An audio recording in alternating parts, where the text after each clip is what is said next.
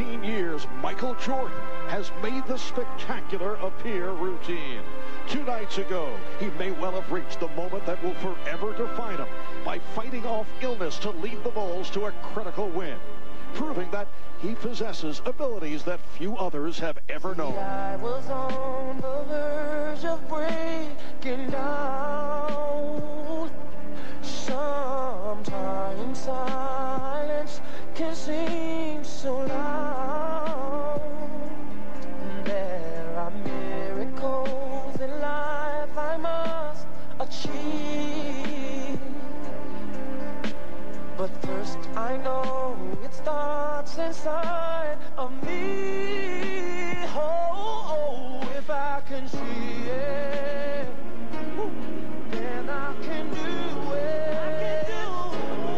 If I just believe it, there's nothing to it. I believe I can fly. I believe I can touch the sky. I think about it every night and day.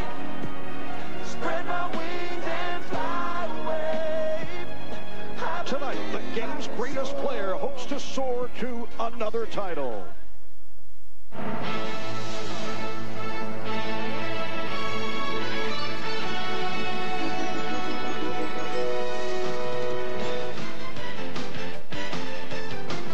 This is the NBA on NBC. The 1997 NBA Finals. Tonight, it's Game 6, the Utah Jazz versus the Chicago Bulls.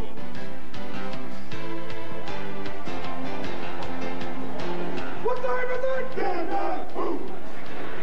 Well, the Chicago Bulls making their way onto the court, seeking to close out what would be a 5th NBA championship in the past 7 years. The Utah Jazz, with other thoughts on that matter, they would like to extend to a 7th and final game of this series. Hi, everybody. Marv Albert, along with Matt Guokas and Bill Walton. A host of subplots involved in this series. First of all, Dennis Rodman, very much in the news. NBA Showtime will have more of that in a moment. In a sit-down interview, our Jim Gray will be talking with Dennis Rodman. And the latest on Michael Jordan's physical condition. Jordan feeling much better. This is the scene when he arrived about an hour and a half ago. He's apparently made it back from the difficult siege with the flu. Michael saying that he is certainly over what he faced the other day, looking much better, saying he feels just fine coming off that heroic 38-point, 44-minute performance Wednesday, leading the Bulls to the dramatic finish. But Michael Jordan feeling better physically, obviously, Matt, is just excellent news from the Chicago Bulls' point of view. Well, in sickness and in health, Michael not only wins, but he does it with style and a sense of drama. And no surprise, Michael Jordan's fingerprints all over the 3 Chicago wins. In Game 1, the winner over Brian Russell. In Game 2, total domination, 38 points, 13 rebounds, 9 assists, punctuated with the swoop to the hoop. And in Game 5, the ill-advised double team on Pippen with just enough energy, the monster's three-pointer. The Chicago Bulls rely so heavily on his scoring, and his ability to get to the foul line will be a key in Game 6. I sense that Michael Jordan is almost out of gas and will make a concerted effort to end it tonight to avoid a 7th game showdown. All right, as for the Utah Jazz point of view, Bill, what can they do to turn it around from the disappointing loss? How do they recover, in particular when they had such a promising start in Game 5? Marv, Utah is repeating almost mantra-like all the cliches of a team standing on the edge of the cliff. Things like, we're proud, we're going to play real hard, we brought enough clothes for a real long weekend. But realistically, the story for Utah is one of missed opportunities, as John Stockton and Karl Malone could not get it done in Game 5. After a dominant start, Karl Malone stayed on the perimeter. They tightened up offensively. When John Stockton got to the hoop, he couldn't finish nor get to the foul line. In this set offense, he often got caught in the air, leading to turnovers. Michael Jordan finishing strongly to Scottie Pippen. When his teammates couldn't finish, Jordan threw it down. Statistical analysis for Utah shows that Karl Malone has to have an absolute huge game, 20 points and 12 rebounds. rebounds is absolutely not enough. Now, the Jazz, they have to pick themselves up in the scrap heap one more time. Historically, they're not a great comeback team, but Marv, this is a team that's got to get it together right now because there's no tomorrow. All right, so coming up from Chicago, it's Game 6 of the NBA Finals. When we return, we'll hear from Hannah Storm of the Showtime crew. More on Dennis Rodman, followed by the introduction of the starting lineup. Can I get some milk, please? She got the last one. Excuse me, I'll be right back, okay? We need 2 specials. All right, let's not take half of the bag, huh? You become a sweet taste in my mouth. Ooh. And I know you're gonna. Oh, yeah. Hi, sweetie. Got milk. Check, please. I get my license next month. When I was a kid, I figured that there was no way that thing was going to be around when I turned 16. I wanted it to die so bad. It broke down a couple times, and I was like, yes! But Dad would go to Napa, get whatever 1970s parts he needed, and boom, that leisure suit on wheels would be back on the road again.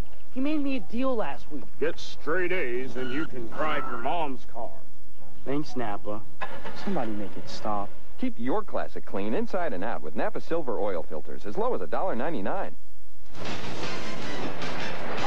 Hannah Storm back in Chicago as the Jazz and Bulls continue to go through their warm-ups. The tip-off of Game 6 is coming up at 9:17 Eastern Time. It was a firestorm of controversy set off when Dennis Rodman made derogatory remarks about the Mormon religion earlier this week. Yesterday, Rodman apologized for those remarks, but the NBA fined him $50,000. A short while ago, Rodman reiterated his apology and discussed the situation with Jim Gray. Now, I know it's wrong to say something about someone's religion. I can say that. But I can't see someone finding someone to say something that was, like you say, that I was ill-advised or not experienced in knowing what this religion was. They should have gave me an opportunity to apologize instead of pounding a $50,000 fine on me, which had nothing to do with the NBA. So it had nothing to do with Stern or anybody like that, but again, I am made the scapegoat. Are you sincerely sorry? I mean, you know, it's like I said, I want no one to attack my religion or my heritage. So, you know, what can I do? People gonna look at me and say, well, he's not sorry. He don't give a damn. You know, this and that. So, what can I say? When we sit here and cry, that's not gonna do any good either. So, you have been fined $50,000 by the league. Do you accept that, or will you contest the fine? If I've offended a lot of people, I'm very sorry. The $50,000, I'd rather do, instead of giving it to the league, I'd rather give it to the Mormons and to their religion and their church or whatever, and then that way I can show face and say, hey, you know, I apologize. I was ignorant to the fact of their religion, and you know, hopefully that we can go on and move on. But I guess this will be another strike on Dennis Rodman again. Do you feel as though there is any way, regardless of the outcome of tonight's game, that you will be back in a Bulls uniform next year, or are you finished? I don't know. You know, it's like, you know, I'm playing behind the 8 ball. You know, I've been doing it for the last 4 or 5 years. But do you believe you're finished here? I don't know.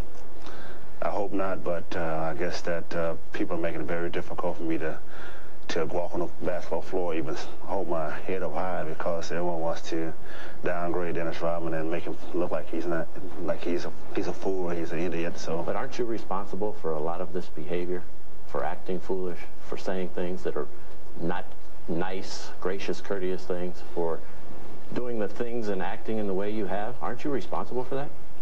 Jim, you're talking about 2 incidents since I've been in Chicago. This incident and then the kicking incident. You've headbutt an official. I mean, a lot of these things you brought on yourself. But y'all, like I say, you guys and all you guys here are blown it out of proportion, okay? I mean, back in the 70s and 80s, guys was fighting and going in the stands and kicking people in. There was nothing going on. Now, all of a sudden, you got a guy like me, and now it's a new rule. Let's do this. Let's do that. Now, Dennis Rodman, set a standard.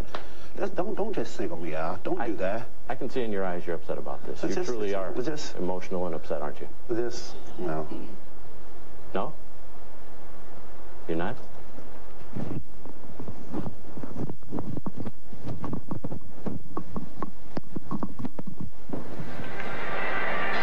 An intensely frustrating finals for Dennis Rodman. I'm Joined now by Mike Fratello. And Mike, the Utah Jazz have a different set of frustrations. They blew a 16-point lead at home in Game 5. Then they made some critical mistakes down the stretch. The execution of a team under pressure dictates the outcome of a game. Let's look back at some of the key breakdowns for Utah in game number 5. Michael Jordan had just hit his first free throw to tie the score at 85-all with 46 seconds remaining. With Jordan shooting his second free throw, normally the inside people block out the person closest to them. That allows the third man on the lane to block out the free throw shooter. But in this instance, for some reason, 2 of the Jazz players went after Luke Longley. Karl Malone was left alone to block out the 6'10" Toni Kukoc. If that happens, then one of the guards must know it and come in and cut off the shooter. As the shot goes up, Kukoc does a good job of driving Malone deep into the paint area. So at 6'10", if he gets a long rebound with his long arms, hopefully he can get a deflection.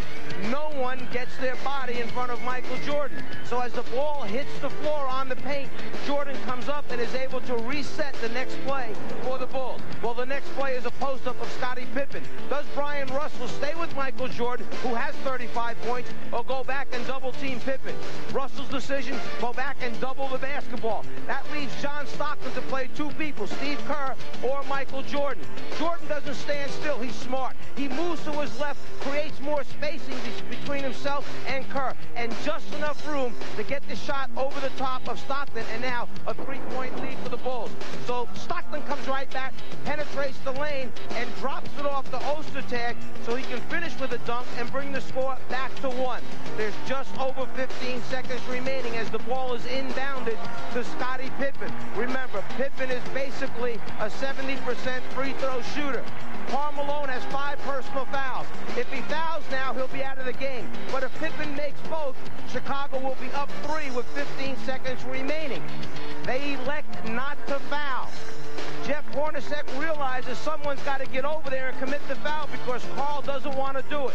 Pippen makes a smart play. He gets rid of the basketball before the foul can take place. Good ball movement by the Bulls. Now the dunk by Longley puts Chicago up 3 points, but now only 6 seconds remain. So basically 8 seconds were lost there. If Karl would have fouled immediately, they still would have had plenty of time to come back and get a 3 and tie it. We'll see how Utah responds tonight, Mike. We're closing in on the tip-off of Game 6, the Jazz and the Bulls. Back with the introduction of the starting lineups right after these messages.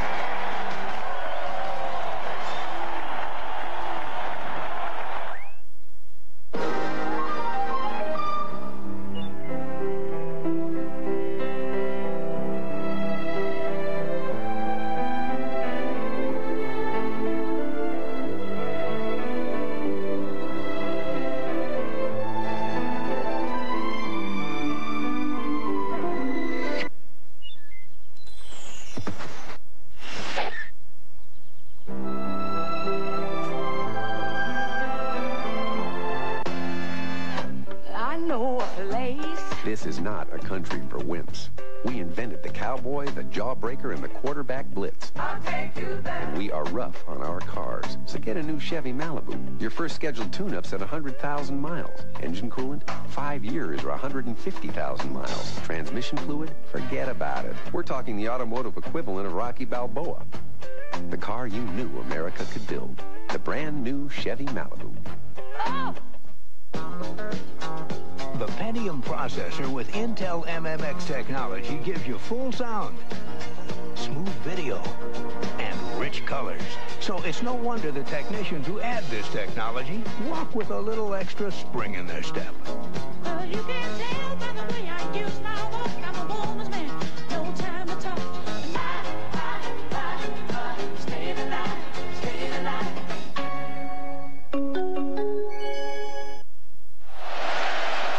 Similar to Salt Lake City, it is always a rousing scene here in Chicago for the introduction of the starting lineups. Let's go to the public address voice of the Chicago Bulls. Here is Ray Clay. Good evening, ladies and gentlemen. The Chicago Bulls welcome the world's greatest fans to the United Center and the 1997 NBA Finals. Tonight's Game 6 is between the Utah Jazz and your Chicago Bulls.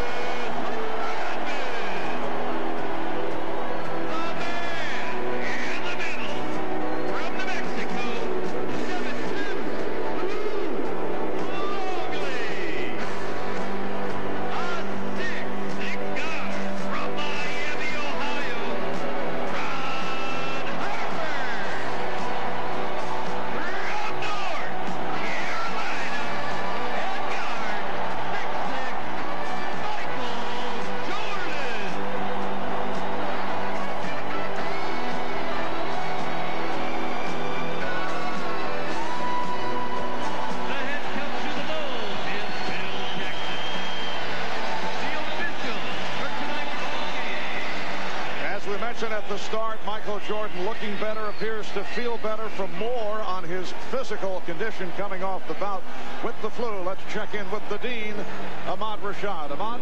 Mark, with these reports, I feel like I should probably be the doctor, but reporting on Michael, he's back in rare form, took yesterday off, rested, was that shoot around today, giving guys a lot of stuff, and so he's back in rare form. He told me that the only thing he was worried about was maybe his rhythm might be a little off.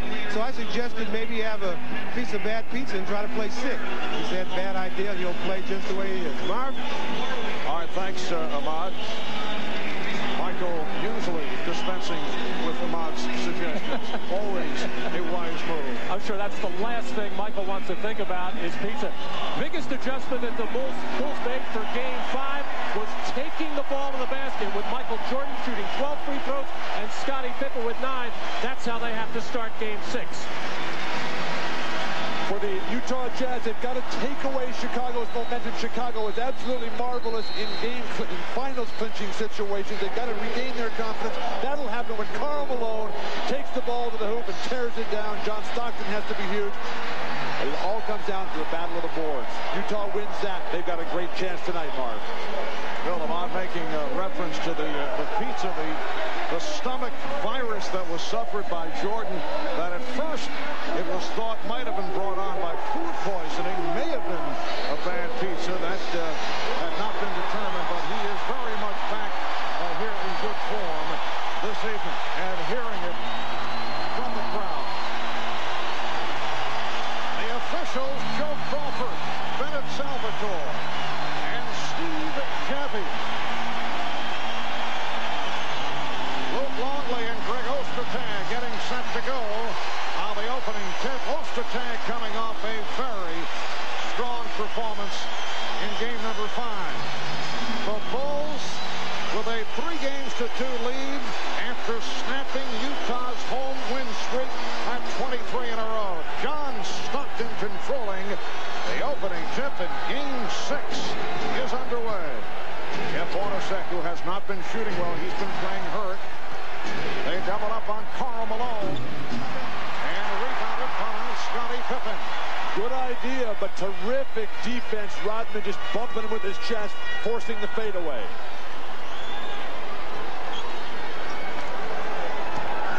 Hopper fires the 3. And Ostertag with the rebound and was pushed in the process. Foul committed by Longley. Game 5, the big 3 for the Jazz. Very strong in the first half when they played beautiful basketball, but basically all of them disappeared down the stretch. Once again, the Bulls are opening with Rodman against Malone. And the ball to Chicago. And that time, Karl Malone not even battling for inside position, just willing to take that little shove from Dennis Rodman, pushing him out at 17 feet. If he catches there, he's got to turn, face, and think drive.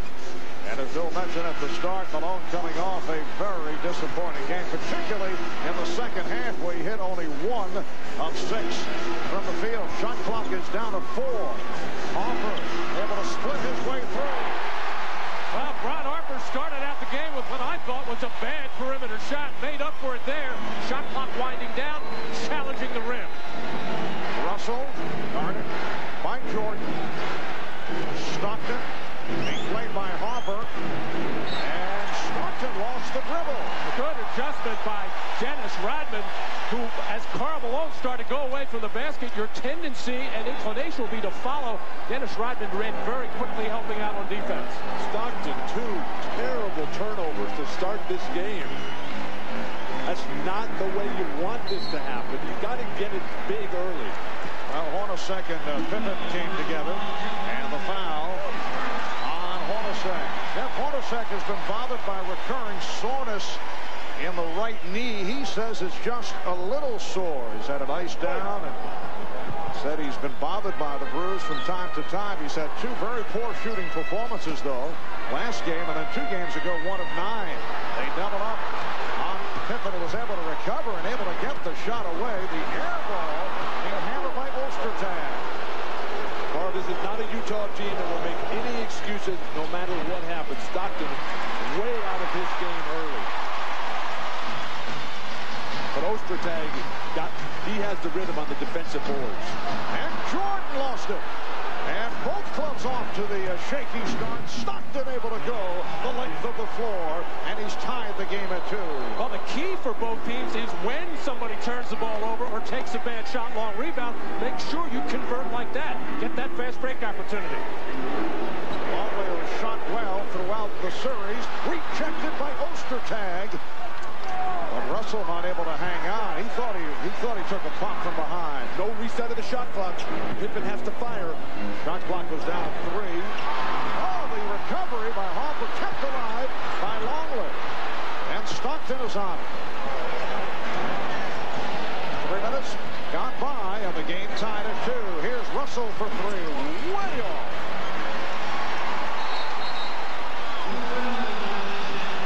Chicago starting slowly, and Utah is not taking advantage of that, Matt. Well, a couple of bad perimeter shots. John Stockton coming down, launching that three-pointer on a fast break. He will do that from time to time. Doesn't call for that right now. You got to challenge the basket. Look to get to the free throw line.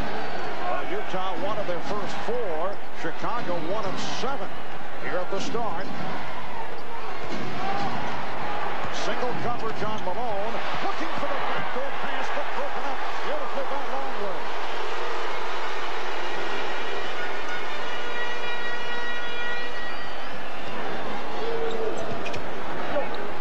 Longley not able to handle that pass, and he should have. Well, good pass by Ron Harper, who is the sharpest player on the court early on.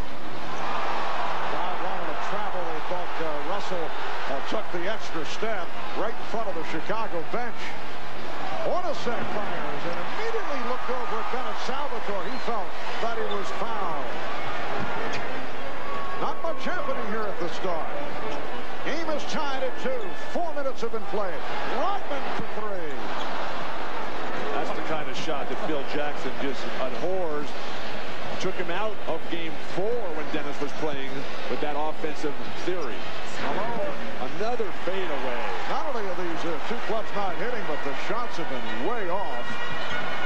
Now Jordan met by Stockton. Jordan yet to attempt the shot. Here it is. And Ostertag with the rebound. Oh, both teams totally out of sync. Neither team can get anything going. They actually need a timeout to settle down and try to figure out what exactly they would like to do with their half-court offense. Stockton with the beautiful move to beat Harper off the dribble, and Harper looking around saying, where's the help? Well, it was a totally different angle on the pick and roll, and John Stockton executed it beautifully. So the Bulls won for their first 9. We'll be right back. If necessary, Game 7, Sunday, 7:30 Eastern, 4:30 Pacific on NBC. Only by going alone in silence can one get into the heart of the wilderness. All other travel is mere dust and hotels and baggage and chatter.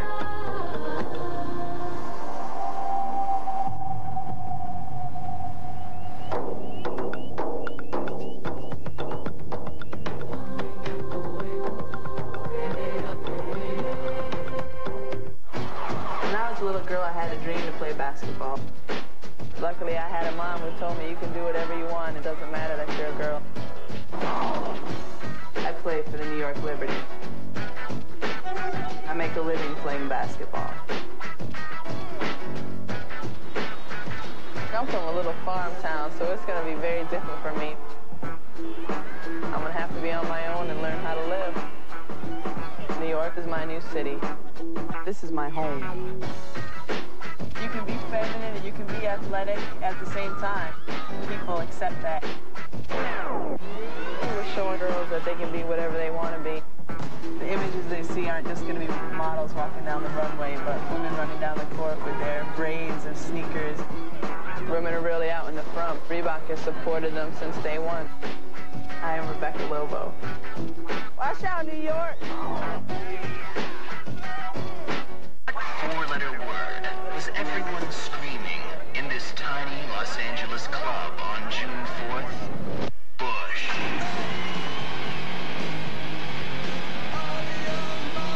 The Miller Genuine Draft blind date. Small clubs, large bands.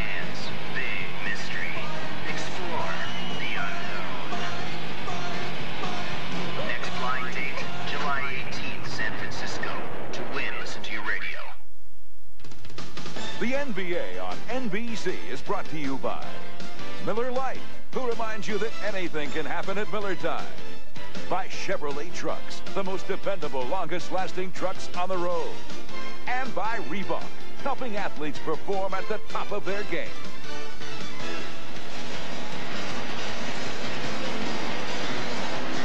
Seven minutes, 16 seconds remaining in this first quarter. A very shaky start for both teams. You see Utah up by the count of 4-2. Chicago has missed its last 7 shots. Marv, Chicago has been sluggish in the first quarter throughout. Normally, Utah has been the sharper team, but today all they've got is 2 John Stockton layups to go with John's 2 turnovers. Utah Jazz looking to tie the series, which would set up a 7th and final game here at the United Center on Sunday night. Pippen, yes. And the game is tied at 4. Well, this is a strategy the Bulls have been going to quite a bit with the taller Scottie Pippen working against just 6'4" Jeff Hornacek. It has been up and down. Malone from the outside shot, which has not been clicking. It was that little double clutch, the hitch on the way up that took it out of his rhythm. Nobody can block that shot. Just go ahead and shoot it. And here's Pippen again. This time, Scottie Pippen going glass. So the Bulls lead by 2. Brian Russell took a lot of criticism from his coach, Jerry Sloan, for doubling down on Scottie Pippen on the key three-pointer by Jordan the other night. Last 2 posts up for Pippen, left 1-on-1. Shot clock at 6. Ostertag. And Pippen with the rebound. Scottie Pippen had a solid game the other night, although the numbers offensively do not necessarily show it. Longley spinning his way and rebounded by Russell. Marv, when Jordan has the kind of game that he did in Game 5, anybody else's numbers are going to seem irrelevant. Pippen, the basket counts and the foul. So Karl Malone will go to the line, fouled by Luke Longley. Well, Scottie Pippen's shot clock winding down, just backing in until he got comfortable and just turning and shooting right in his face. Coming down in transition once again, getting the size advantage over Hornacek, kissing nicely off the glass. Talking about the Pippen numbers the other night, 5 of 17, but did a lot of other things. Take a look at the percentage of the Bulls' offense. You look at Michael Jordan and Scottie Pippen, regular season, then on for the playoffs. Generally, that number 58% is a bit high, but when the rest of the team for Chicago is struggling horrendously like they've been, Michael and Scottie are going to shoot more often. Ouch. Karl Malone. Draw iron, please. The game is tied at 6, and Brian Williams again has entered early. Luke Longley once again in early foul trouble. Just picked up a second personal. Now Jordan trying to go to work on Russell, and he got it. Still pretty good defense by Brian Russell, thinking that Michael Jordan wants to penetrate, go to the basket. Backed off a little bit, going to see if he can make some perimeter shots. He got the first one. You can't play him any better than he did. Jordan just too good. Howard Isley has come on, replacing John Stockton. Malone with the move to draw the foul. Karl Malone headed back to the line. Well, Michael thinking drive, but Brian Russell backing up, daring Michael to take that shot. And so far in this series, Brian Russell has had a number of facials with that jump shot, but you'd rather see Michael make them from the perimeter before he gets some dunks at the basket. Brian Williams called on the foul. Here's Malone, who barely caught a piece of the rim on the first attempt. Karl Malone at the free throw line. In the postseason, the wins, he gets to the line a lot and makes them. In the losses, a lot fewer attempts and can't seem to find the range. Well, anytime so far in this first quarter, Utah has run a pick-and-roll type of play. They have got a good-looking shot. Everything else has looked very poor. They should stay with that pick-and-roll. As we come up on 5 minutes remaining in this first quarter, the score is tied at 8. Pippen had it knocked away by Malone. Karl Malone, first-team All-NBA defense, as well as the MVP, his best play of the day. Hornacek with the open shot. That's his first field goal. The Jazz 10 and the Bulls 8. Hornacek can be a valuable offensive contributor if Malone has a huge game and draws multiple defenders.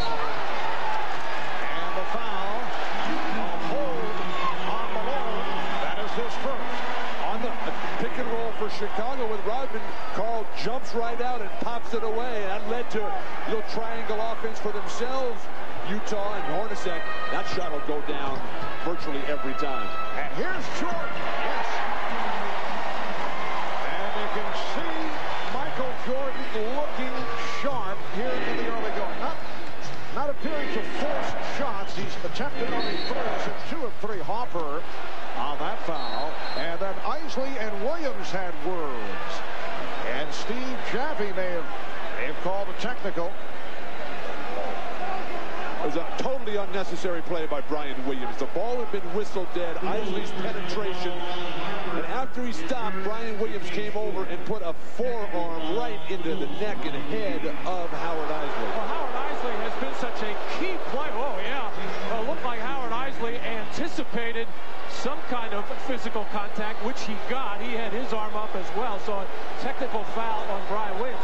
Howard Isley has been so effective in his first stint off the bench, which is usually halfway through the first quarter. In fact, in Game 5, he engineered a 14-1 Utah Jazz run. It's the Jazz 11 and the Bulls 10. 4:20 remaining in this opening quarter. Marv Albert with Matt Dukas, Bill Walton, Bob Rashad, Jim Gray.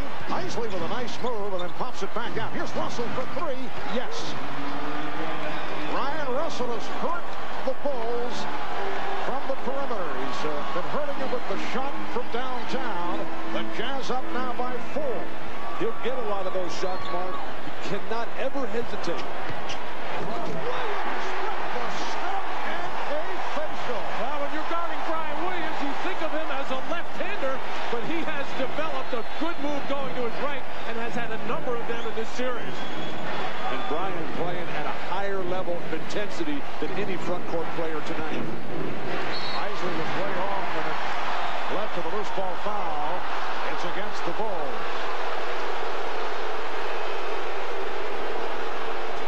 Brian Williams actually turning, facing on Ostertag, had his head down. Tough to make a move like that, but Brian Williams is just so much quicker than Greg Ostertag, even though his fundamentals weren't correct, able to beat him with quickness.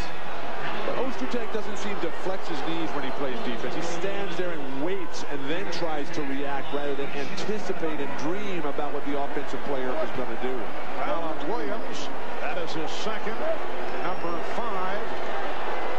Chicago 15 foul on the Bulls, so Ostertag on the line. Javie trying to calm Brian Williams down. Just play your game, forget about the rest, forget about the other team. Dennis Rodman knows all about Steve Javie and Joe Crawford. He has had his problems in the past. So far, Dennis Rodman keeping his head in the game. Dennis Rodman coming off a very emotional interview earlier on the Showtime portion of our telecast in a sit-down with Jim Gray, and Rodman fined a record $50,000, as you know, by the NBA yesterday for those derogatory comments he made about Mormons just a couple of days ago in Salt Lake City. Here's Pippen. Some concern here in Chicago that he might have been suspended. Well, Jim has a way of making people cry. Oh, I see. A 3 for Hornacek. And the Jazz up by the score of 18-12. I think we'll learn more about the Rodman situation. NBA Commissioner David Stern will be the guest on the Prudential halftime report. Pippen. Scottie Pippen going to the left hand, rebuffed and foul. Hit by Ostertag. 2:49 remaining. First quarter. We'll be right back. It's time to set the record straight on resale value. In full-size pickups, there can only be one king of the hill. There is, and his name is Chevy.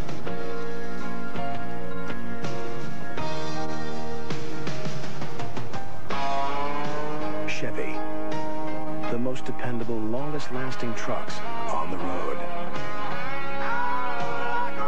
Long live the king. This This is your wake-up call. This is Harry. This is Harry's Delicious Egg McMuffin. This is my dad, Herb Peterson. And this is my baby, the Egg McMuffin. At McDonald's, we practically invented breakfast to go. Hot, fresh breakfast that gets you on your way. It's about giving people what they like. That's something we've done since we opened our doors. Hey, wake up. This is breakfast. And this is my McDonald's. See you tomorrow, bright and early.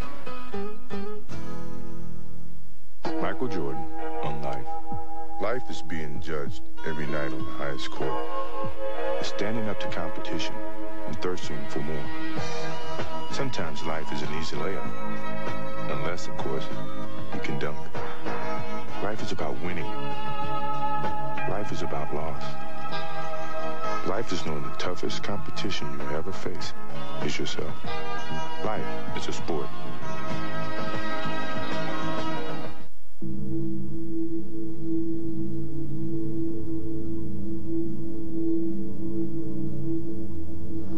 Burglary.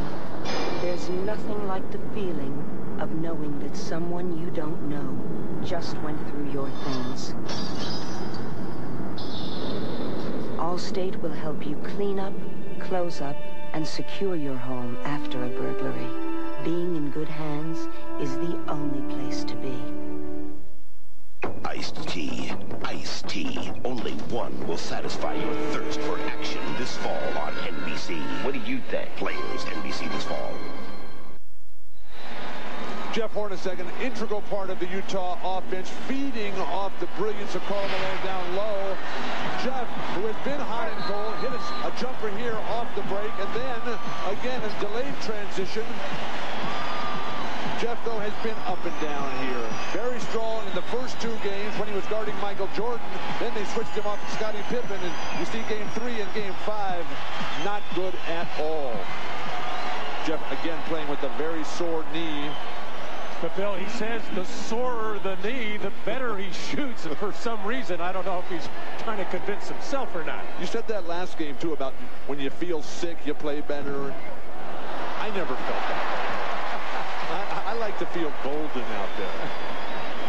Well, Hornacek, 2 of 11 in Game 5, and then 2 games back, the 1 for 9. So he may be trying to psych himself up in that department. Don't forget, he's being guarded by Michael Jordan, one of the best defenders ever. And when Michael really wants to put the clamps on you, he certainly can. 18-14, Utah with the lead. 2:40 to go in this first quarter. A lot of dribbling. Isley, though, able to penetrate off the dribble, and it's a 6-point Jazz lead. Well, Ron Harper just having all kinds of problems with Howard Isley. The only time Harper got bailed out was when Isley took a bad jump shot. Michael Jordan off the fake. Generally, Michael will try to draw the foul in that situation, and he had Hornacek out to drive. Jordan now 2 of 4 in this first quarter. Hornacek off the double team, lost it. Malone with the recovery. And the shot clock very much alive. It's now at 8. Russell for 3. Good punch out by Rodman. Chicago has kept Utah from getting to the offensive glass. They have dominated the boards in this first quarter. 1:45 to go in the first. Ryan Williams, who again came out early for the foul play. Luke Longley. Shot clock at 5. Down at 2. Jordan fires. Rodman trying to save the rebound, but couldn't. It's not a good possession at all for the Chicago Bulls, not running any kind of offense, just putting the ball in the hands of Michael Jordan, who, when he catches right now, is hesitating, very tentative, instead of either making another pass or make his move much, much quicker. Hornacek cutting baseline, and Isley went the other way to Ostertag. Williams with the rebound. We're approaching 1 minute left in the first quarter. The Jazz up by 6. Williams setting the pick. Here's Pippen, and he drew the foul. So Scottie Pippen back to the free throw line. A reminder, you can join our own NBA on NBC analyst Steve Cyber Snapper Jones. That, incidentally, a reenactment. Where's his tie? On online analysis on NBCSports.com. And Steve answering any questions you might have about tonight's game or the series in general while providing post-game commentary. Plus, after the game, you can listen in to the post-game press conferences via AudioNet. That's live online, all on NBCSports.com during the NBA Finals. I'm really surprised at the way the Bulls have come out this first quarter with not attacking the basket. That time, Scottie Pippen was able to get there off a good pick from Brian Williams. But so far in the first quarter, Chicago Bulls settling for too many perimeter shots. But they look like they're waiting for Michael Jordan to win it for them. But hey, they should realize that Michael's going to be a little bit tired, as you pointed out. They've got to step up. Their role players can play well here at home. They also knew that Jordan was exhausted back in Game 4. This was prior to the flu symptoms. Could be looking to conserve energy for the second half. Dennis Rodman is called for the foul as first. Harvard practice today for Utah. Very interesting thing happened. Jerry Sloan fed up with the team. They seemed really flat. After 15 or 20 minutes of the shoot-around, he just stormed off the court and said, I've had it. I'm done with you guys. Then he went back and told the media that, hey, I'm not going to get down on my hands and knees and beg these guys to play. They got to come out and want it themselves. Another psychological ploy, trying to get the spirit back for the Jazz. I think Jerry was so concerned at the performance of Utah in Game 2 when he felt they didn't compete, they weren't into it. I think he wants to make sure here on this floor that he did something to spark them. Now to 50 seconds remaining in this first quarter. The Jazz 21 and the Bulls 16. Steve Kerr has checked in for the first time. Tony Kukoc on the floor. You saw Michael Jordan getting a rest here in the final stages of this first quarter. Shot clock at 7. Kukoc, who played a major role the other night, was pushed. Foul is called on Foster, who also just checked in. Well, Greg Foster is a good matchup, Utah. Most teams have a horrible time trying to find somebody that can guard Tony Kukoc. Greg Foster can do it. He just had bad footwork, allowing Kukoc to come left across the middle, force him baseline. Well, what a break, especially since Tony Kukoc has been unable to dribble and make any kind of penetration. He has become almost exclusively a three-point shooter, and with only 4 seconds on the shot clock, a very poor foul. And now Jason Caffey replaces Dennis Rodman. Rodman with 3 rebounds. There's Antoine Carr coming on. Karl Malone with just 4 points, only 1 of 4 from the field. Tony Kukoc, who did a good job in game number 5. 9 points off the bench. Had that critical back tap to set up the 3-point shot by Michael Jordan. And Tony was huge on the offensive glass, which drew the ire of Jerry Sloan. Said, there's no way that we can win this championship if we're going to let Tony Kukoc dominate the offensive glass. Jazz up 21-17.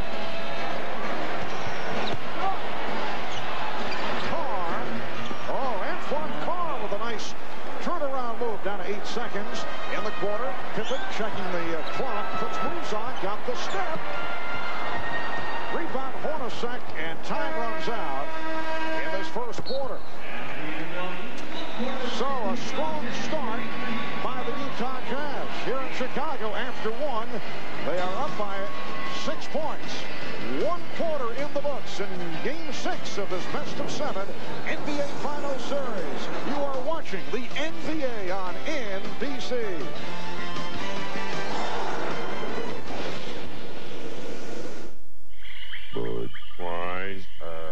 I can't believe they went with the frogs. Louis. Our audition was flawless. Louis. We did the look. Huh? We did the tongue thing. Mm-hmm. That was great. Louis, frogs sell beer. That's it, man. #1 rule of marketing. The Budweiser Lizards. We could have been huge. Hey, there'll be other auditions. Oh, yeah, for what? This was Budweiser, buddy. No. This was big.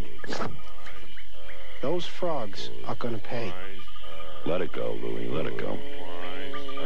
This dish is gonna change my life. I like you better already. Turn it on, turn it on. And now, I give you... Game time. Heidi? They said it was on satellite TV. It's on DirecTV. DirecTV? You don't have DirecTV. You got height. Only DirecTV delivers more sports than any other mini-dish system. If you don't have it, you're going to get it. If you squint, you kind of look like John Elway. DirecTV. Satellite TV at its best.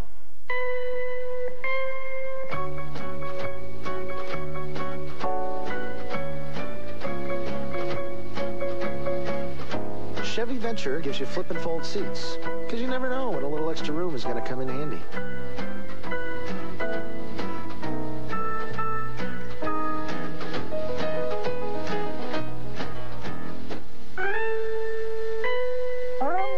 The all-new Chevy Venture is here. Let's go. With the Dow at the level that it is today, it is difficult to find attractive values, but we work diligently every day looking for them. Utilities, if you choose them right, and we feel like we do that at the Prudential Utility Fund, can provide a very good conservative equity option as long as you have a long-term holding period. With the stock market having been as strong as it's been for as long as it's been, and with the bond market at relatively high real rates of return, bonds start to look really attractive as an alternative investment.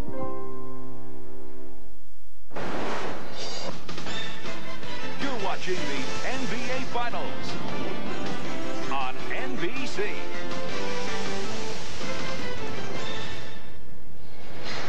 Welcome back to the United Center in Chicago. Well, down through the years in NBA history, there have been a host of sensational, dynamic duos. Jerry Weston and Elgin Baylor. How about Kareem Abdul-Jabbar and Oscar Robertson? They combined for a championship in Milwaukee, and a couple of pretty good duos in this series. Jordan and Pippen, Malone and Stockton. Well, tonight, a look at the four future Hall of Famers. Michael Jordan starting off in low-key fashion, 2 of 5 from the field in the first half. See Scottie Pippen, 2 of 5 for 8 points. Karl Malone only 4 points, and John Stockton with 4. And a foul is called. Foul on Russell. Let's check it with Jim Gray. Jim? Thank you, Marv. Just following up on Bill's story, when Jerry Sloan walked out of practice this morning, spoke to Karl Malone. He said he guaranteed me that he and his teammates would not be making any token appearances tonight. They fully expect to win. He said he was glad that he walked out because he didn't need anything said to him. He said if you're not ready for this game, you better get into another business. But there is one thing that's interesting to point out, Marv. The Utah Jazz have only won 17 road playoff games in the past 14 years. Compare that to Houston in 1995. They won 9 in that playoff series. Marv? All right, thanks, Jim. Well, numbers are always intriguing until those streaks are stopped. I don't know if you can put those numbers on this Utah team. And what happened last year, 5 years, 10 years ago, has absolutely nothing to do with the Brian Russells, the Greg Fosters, the Howard Isleys of the Utah Jazz. Means nothing. Shandon Anderson not able to hit. Jim should not take this personally. But the numbers for Karl Malone are not encouraging. A 1-for-4 start. When you have a disappointing game, maybe the biggest game of your life, Game 5 in Utah, the whole scene set for you to dominate, and it doesn't happen. You got to come out the next night and throw it down. Game 5, first half, Karl Malone. Very good, 13 points, 3 rebounds. Second half, just 6 shot attempts, only one of them made, and that was a layup. Shandon Anderson made his return in Game 5. He missed the 2 previous, remaining with his family in Atlanta following the death of his father. Played just briefly in Game 5. Very slow, looking to get him back into the rotation. He's been a very important player for the Jazz. Antoine Carr picked up the foul. That's his first. Judd Bushler has checked in for the first time, as has Chris Mars. Now, Chris Mars really hurt the Bulls in Salt Lake City in Game 5. 3 3-pointers by Mars. Jordan posting up on Anderson. Finally, a Utah Jazz defender didn't go for a head fake on Michael. But a very slow start by the Bulls. They are trailing 25-18. Anderson had the step but could not convert. Remember, in the first half, in game number 5, the Bulls were down by as many as 16 points. Good coach. And that's when Michael Jordan got it going, scoring 17 points in that that second quarter. But the Jazz have done a good job of taking the crowd out. This is the strongest crowd we've seen in the finals here at home for Chicago. Now they're sitting down. And a holding foul on Steve Kerr. Well, the normal procedure for the Bulls is to try to force that pick and roll down, try to force John Stockton to the baseline. However, when Steve Kerr is guarding Stockton, he mixes it up. That's got to be very tough for your weak side defenders. Air ball fielded by Jordan. Minute and a half gone by in the second quarter. The Bulls in the midst of a drought. They have missed their last 6 shots. They're trailing by 7. Luke Longley trying to get it to Michael Jordan. Backcourt violation. Jordan had to make the play to prevent the fast break. Had Anderson picked it up. Well, the collapsing defense of Utah has been terrific. Phil Jackson, normally so calm, so poised in these situations. Game 5 Friday night, he was up the whole game, yelling, screaming, directed the team. All right, here's a three-point attempt by Morris. The Bulls only 6 of 21 shooting, 29% in this first half, and they've turned it over 5 times. Stockton's so tough, bumping guys out of their cuts. Oh, Longley had nowhere to go. And here comes Anderson, putting moves on Kerr, and he drew the foul. So Shandon Anderson is headed back to the line. Timeout called by Chicago. Inside Stuff, Saturdays on NBC. I'm not interested in the shack up here. I'm looking for the shack right in here. Ladies and gentlemen, please welcome Shaquille O'Neal. Shaq. Who's the big man that slams the world with just one hand? You damn. This is the one that's going to make it. You play a mailman in this. It's called The Shack is in the Mail. I can't quite put my finger on it. Dig it? Something just ain't right. Only seconds left. Shaq puts up the shot, and it's...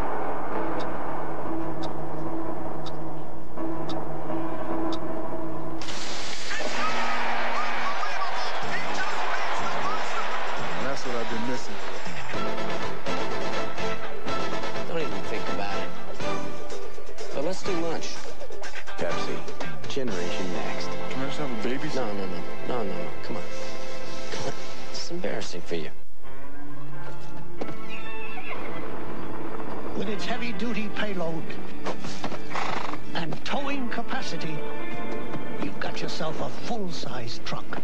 A Toyota T100, ready to go to work. Yet offers a surprising level of comfort and sophistication. Mama, don't let your babies grow up. The full-size T100. Toyota trucks always come through. The NBA on NBC is brought to you by Pepsi, who invites you to join Generation Next. By Toyota and their full line of trucks. Toyota trucks always come through. And by Castrol GTX, the most protection against volatility burn-off. We are approaching 9 p.m. here in the Chicago area. Beautiful 77-degree night. And these aerial views of the Windy City being brought to you by Goodyear. John Stockton does so many things to help his team. They go unnoticed, unrecognized in the stat sheet. Here he's going to come down when Luke Longley tries to make a play at the hoop and confuse Luke to throw it into the backcourt, causing the violation there. And then fighting through a pick, playing a little bit of pinball with Steve Kerr, bumping him off his footsteps, his rhythm, and then Buechler comes back and says, quit picking on my guy. Stockton takes the hard forearm. And then Jim Gray reports from the Utah huddle that Sloan uncharacteristically in Stockton's face saying, push the ball, don't slow down, because normally Jerry does not say a word to Stockton or Karl Malone. Chicago's triangle defense has been absolutely ugly, mainly because Utah's defense has been so aggressive. Chicago has to go to their spread the floor, get some driving lanes, get some good passing lanes. The Bulls have gone over 6 minutes without a field goal, trailing 26-18. We are early in the second quarter. 2.5 minutes have gone by. Ryan Williams working his way on Antoine Carr. And it's all Jazz to the board. That triangle offense just turns into one-on-one basketball. Very difficult to execute in playoff basketball. confusion on the state of the Jazz. Stockton settles him down, calls for his pick. Finds the open Foster. Oh, way off. Watch your face. And Scottie Pippen.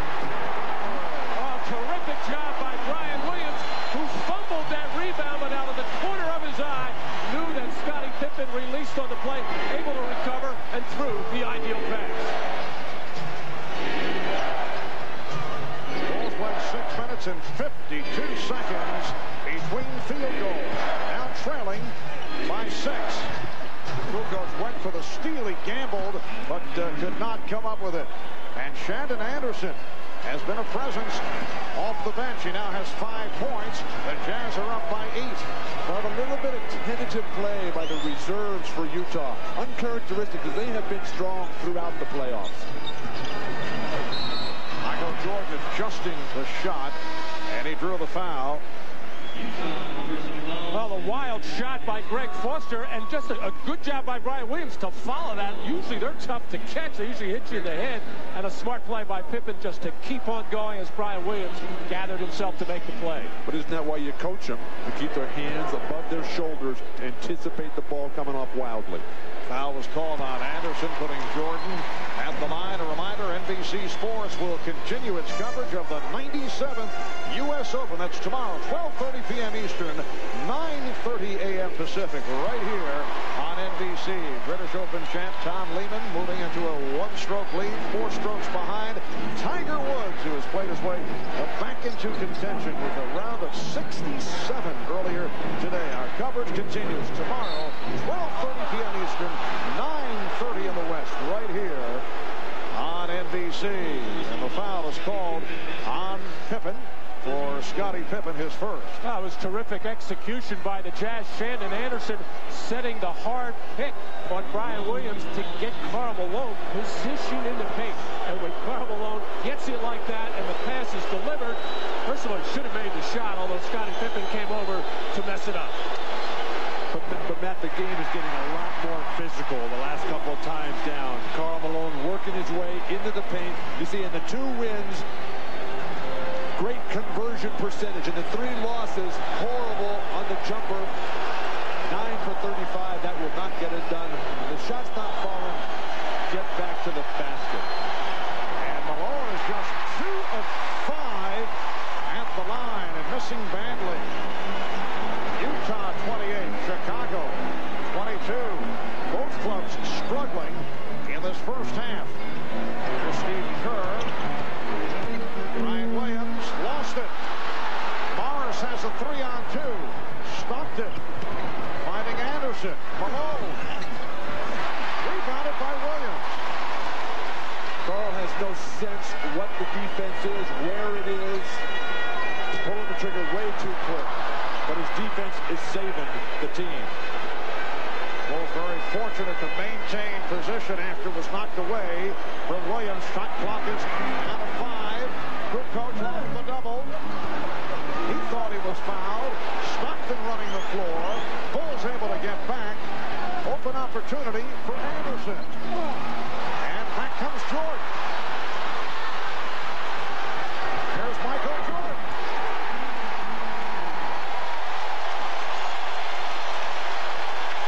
So the Bulls are within 4, and the Jazz want to talk it over.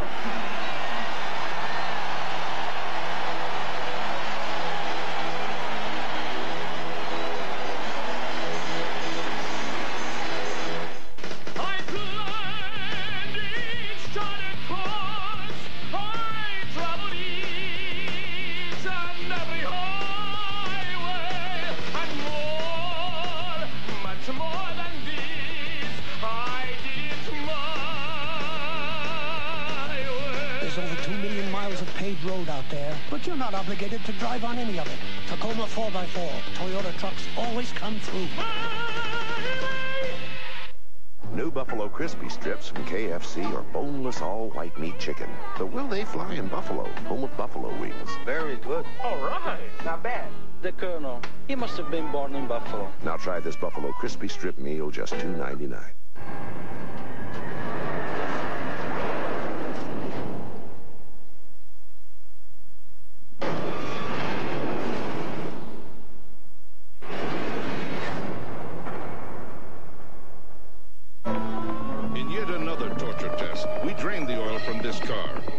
added just this much Castrol Syntec.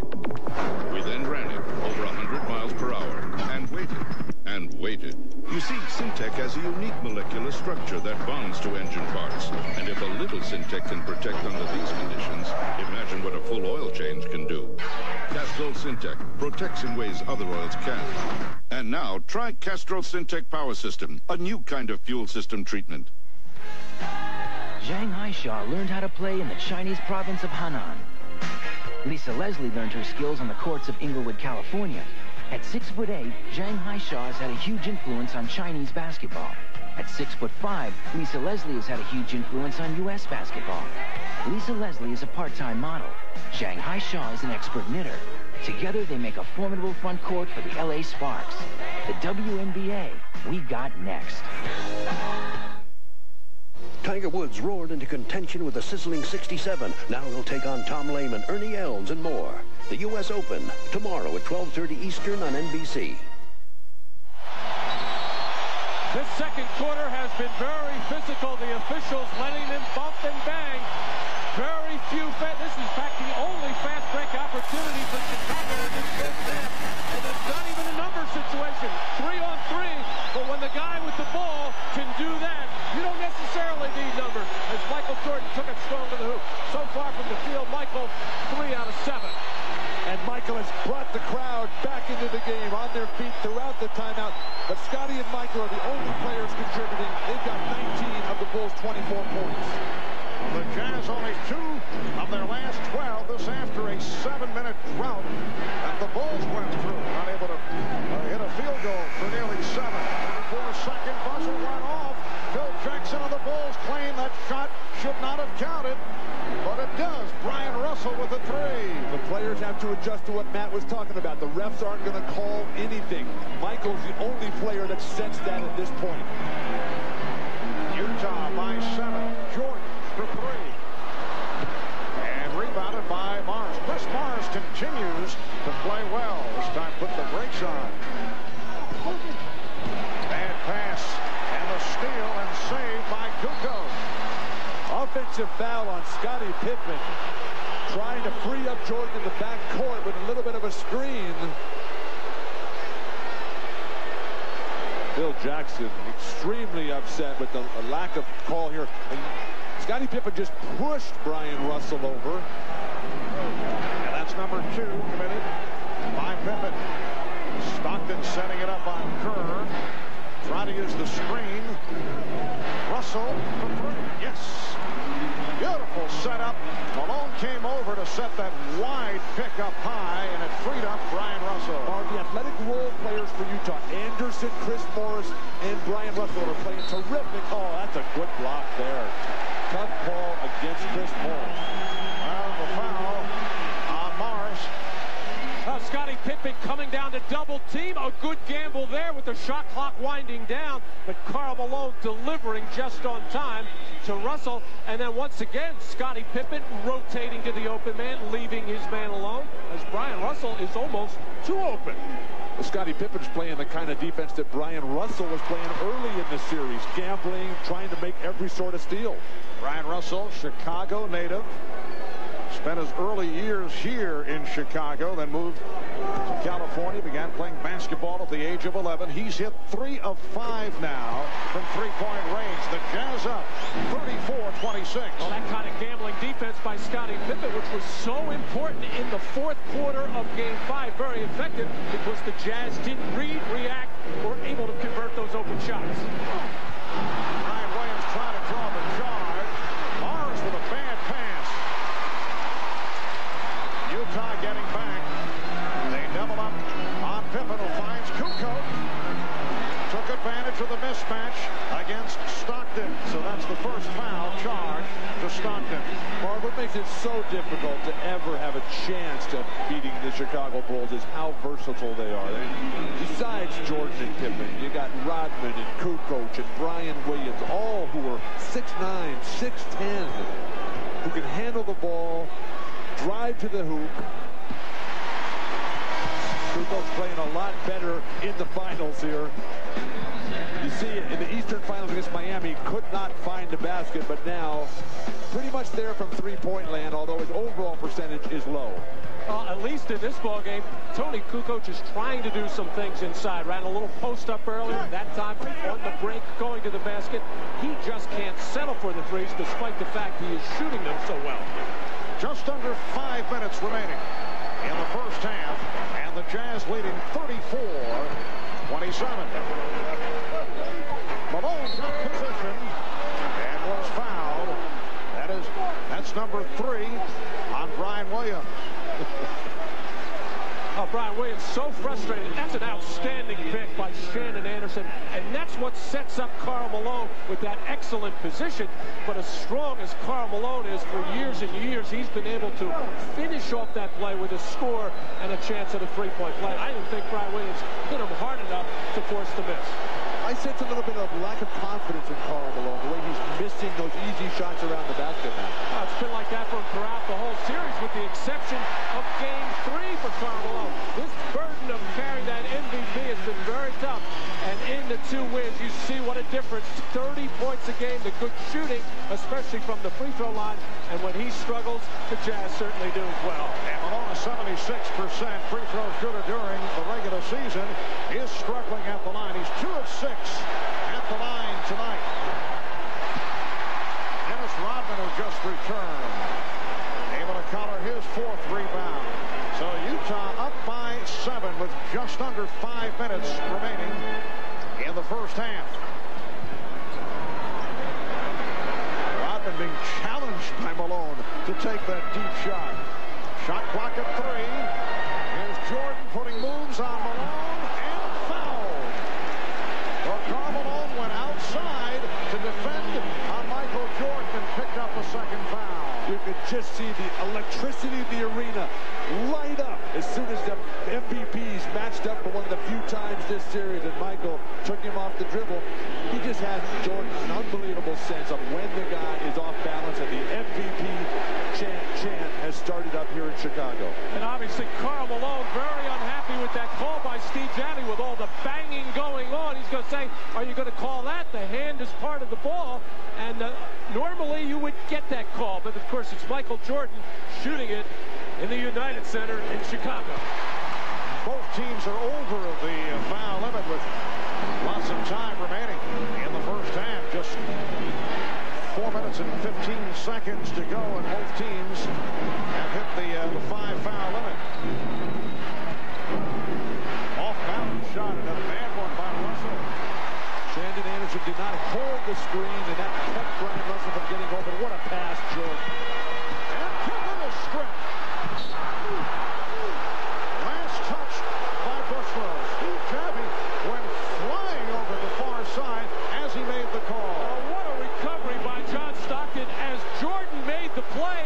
It looked like Stockton was out of it as he tried to get in front of Michael Jordan. Didn't quit on it. Recovered enough to knock it out of the grasp of Scottie Pippen and hustle down the loose ball. Bushler could have been called for a foul there. Javy saying, forget about it, just let him go. Utah ball out of bounds. Malone, the off-balance shot. Karl Malone, 1 of 6 from the field. That was his second half total the other night in Salt Lake City.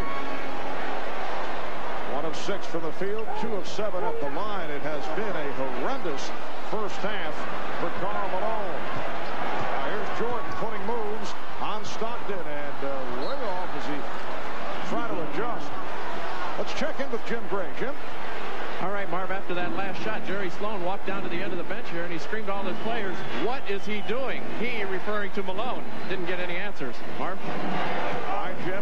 Chicago actually in the midst of a 5-0 run, cut into a 10-point deficit, but John Stockton able to put an end to that run. Stockton has 6 points. The Jazz leading 36-29. 3:03 to go in this first half, and the Bulls take a timeout.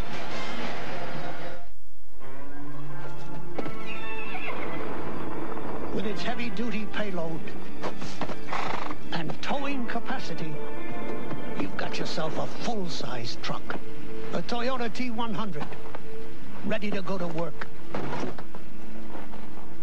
Yet offers a surprising level of comfort and sophistication. Mama, don't special. The full-size T100 Toyota trucks always come through. The forecast. No more than a somewhat educated guess. Those who trust it often wind up in the wrong place at the wrong time. Unlike others, we don't rely on reports of clear skies or dark skies in the market. Our mutual funds rely on simple, clear strategies that seek performance through discipline. We have no use for weather reports. We are not in the guessing business. AIM. Invest with discipline.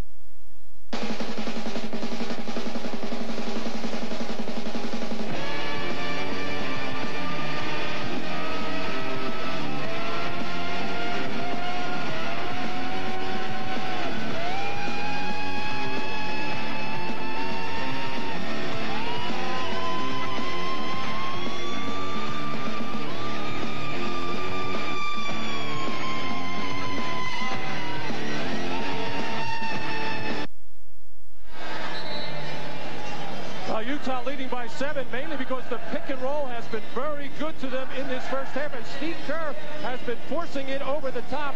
Scottie Pippen not coming over to help out, and that's why Phil Jackson was so upset, as he wasn't happy with Steve's defense or Scottie Pippen. Pick and roll for the Utah Jazz in the first half of Game 5, the decisive game so far. Very effective. They went away from it in the second half and could not convert whatsoever. And Karl Malone struggles. They had the picks go, and the roll was not happening. 2 for 7 from the line. Ouch. Utah up by 7. How about Chicago with 29 points and just under 3 minutes remaining in the first half? Jordan for 3. Yes. Still tough to get a feel on the physical condition of Michael Jordan, who's coming off the flu, very queasy the other day. 4 of 10 from the field, 5 of 6 from the line. He has 14 points. And the follow by Malone. So Karl Malone with only his second field goal, and it's the Jazz by 6. I think Michael has been conserving himself throughout the series, picking his spots. It's usually second quarter, fourth quarter where he turns it on.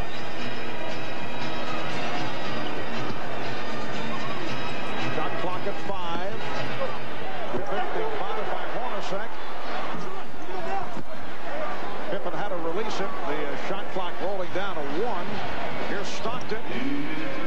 And Kerr with a good job to stop the dribble. Hornacek trying to shake off Pippen. We're just under 2 minutes remaining in the first half. Here's the pick by Malone. Hornacek. And will it count? No. Joe Crawford said shot. The foul before the shot attempt called on Scottie Pippen. A reminder coming up at halftime. The Prudential halftime report will bring you a comprehensive look at the history of women's basketball with the WNBA set to debut a week from tomorrow. Hannah Storm, Peter Vesey will be joined, as we mentioned, by NBA Commissioner David Stern to talk about that and other topics. And also we'll have an update on today's second round of the U.S. Open Golf Championship. It's all ahead on the Prudential halftime report.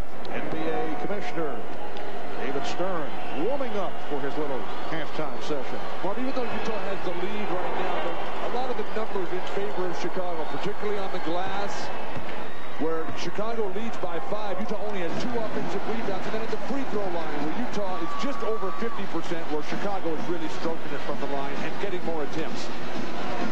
And you see the numbers: Utah 10 of 18, Chicago 13 of 16.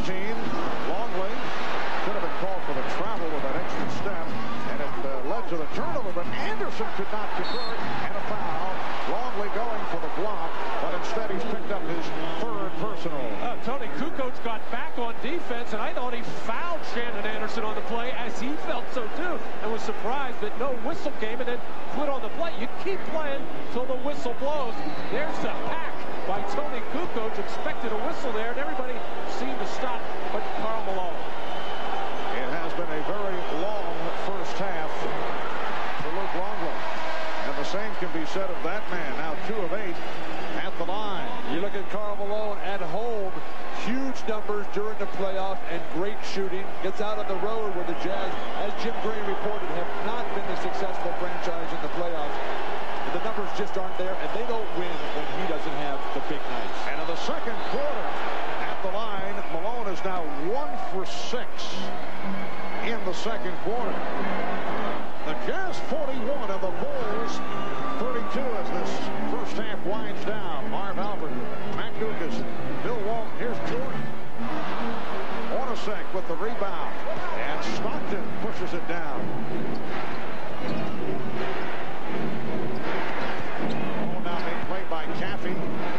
Foul. It was waved off. Basket will not count. Jason Caffey called for the personal. Chicago over the foul limit, so once again, Karl Malone heads to the free throw line. Well, the Chicago Bulls finishing up this second quarter with a very small team. You got Scottie Pippen with 3 fouls, Luke Longley on the bench with 3 fouls as well. No shot blocking out on the floor for Chicago with the exception of Michael Jordan. Utah should be forcing inside, taking it to the rim. Well, it's one of those situations, and obviously both you fellows have had experiences at the line. Not only is Malone missing, he's now 3 of 10. He is missing in every conceivable variety. He's coming up short, he's shooting strong, he's off the side of the rim. That was the strong point of my game, Marv. The inconsistent free throw all over the place. But Karl, the way that the big guys are bodying him out of there on the low post, forget the outside pivots. Use an inside pivot, turn and face, create some space, and then find a little short jumper. The Jazz by 10. It matches their biggest lead of the night. 45 seconds remaining in the first half. Jordan trying to put moves on Anderson. And then met by Hornacek providing help. Kukoc for 3. Tony Kukoc hitting from downtown, from deep in the corner. 42-35 the score. The Jazz with the lead. Michael Jordan is so good. What a perfect pass after he was completely shut down. A thing of beauty to watch. And for Kukoc, his first field goal. Malone from Stockton. John Stockton with the one-hop setup. Down to 12 seconds remaining in the half. The Jazz by 9. Jordan setting up for a final shot, directing traffic. Out of 3. Here's Jordan getting the step and hitting. 6/10 of a second remaining. Oh, Malone and Rodman bumping each other. Joe Crawford on the scene immediately, indicating at least one technical, and then checking it over. Let's see.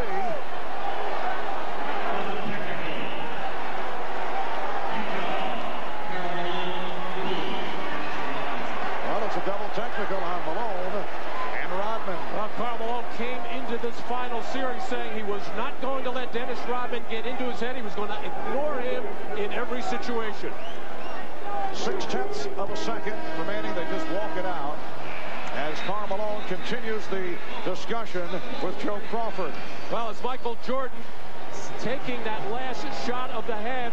Karl Malone, as he has been doing throughout the series, keeping Rodman on the board. It looked like Rodman pulled in his shorts as that ball went through the basket, and finally he got the reaction from Karl Malone he's been trying to get all series long. Michael Jordan with 12 of his 16 points in the second quarter. Karl Malone with 10 points, but not shooting well. The score at halftime, the Jazz 44, Bulls 37. Hannah and the halftime report in a moment.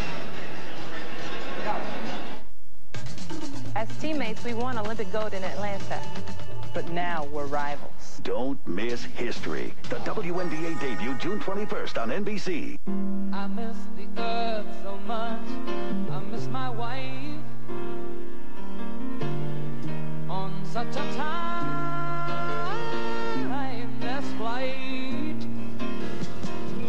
And I think it's gonna be a long, long time till touchdown brings me round again to find. Oh, no, no, no.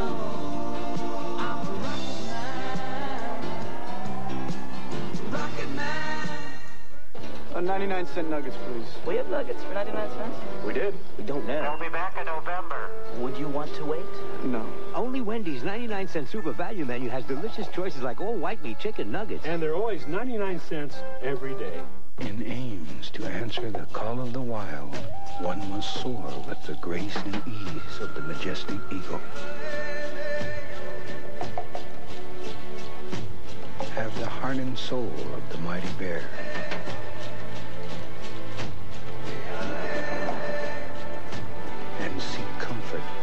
great outdoors. It is here that our ancient spirits find a balanced path in our civilized world.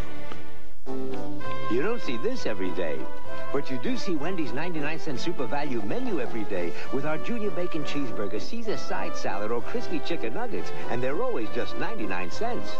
No strings attached.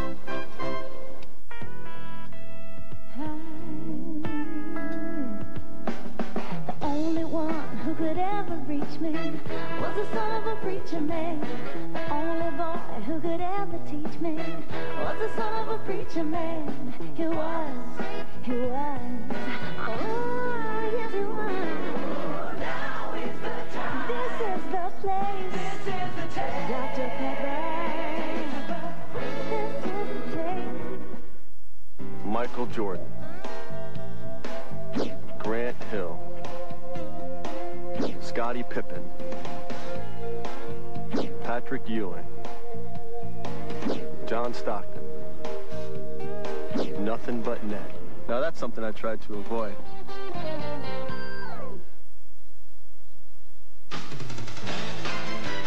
This is the Prudential Halftime Report, brought to you by Prudential, bringing strength and stability to America's families through insurance, healthcare, real estate, and financial services. Halftime of Game 6 in Chicago, the Jazz leading the Bulls 44-37, despite a terrible first half by Karl Malone. 3 of 8 from the field, 4 of 11 from the line for 10 points. Michael Jordan leads the Bulls with 16 points and 6 rebounds. Hi, everyone. Hannah Storm back in Chicago. A week from tomorrow marks the debut of the WNBA. And looking ahead to this event, we should also reflect on the journey of the sport of women's basketball, what it has taken to reach this point. It has been a long road to acceptance and recognition for the women who play the game.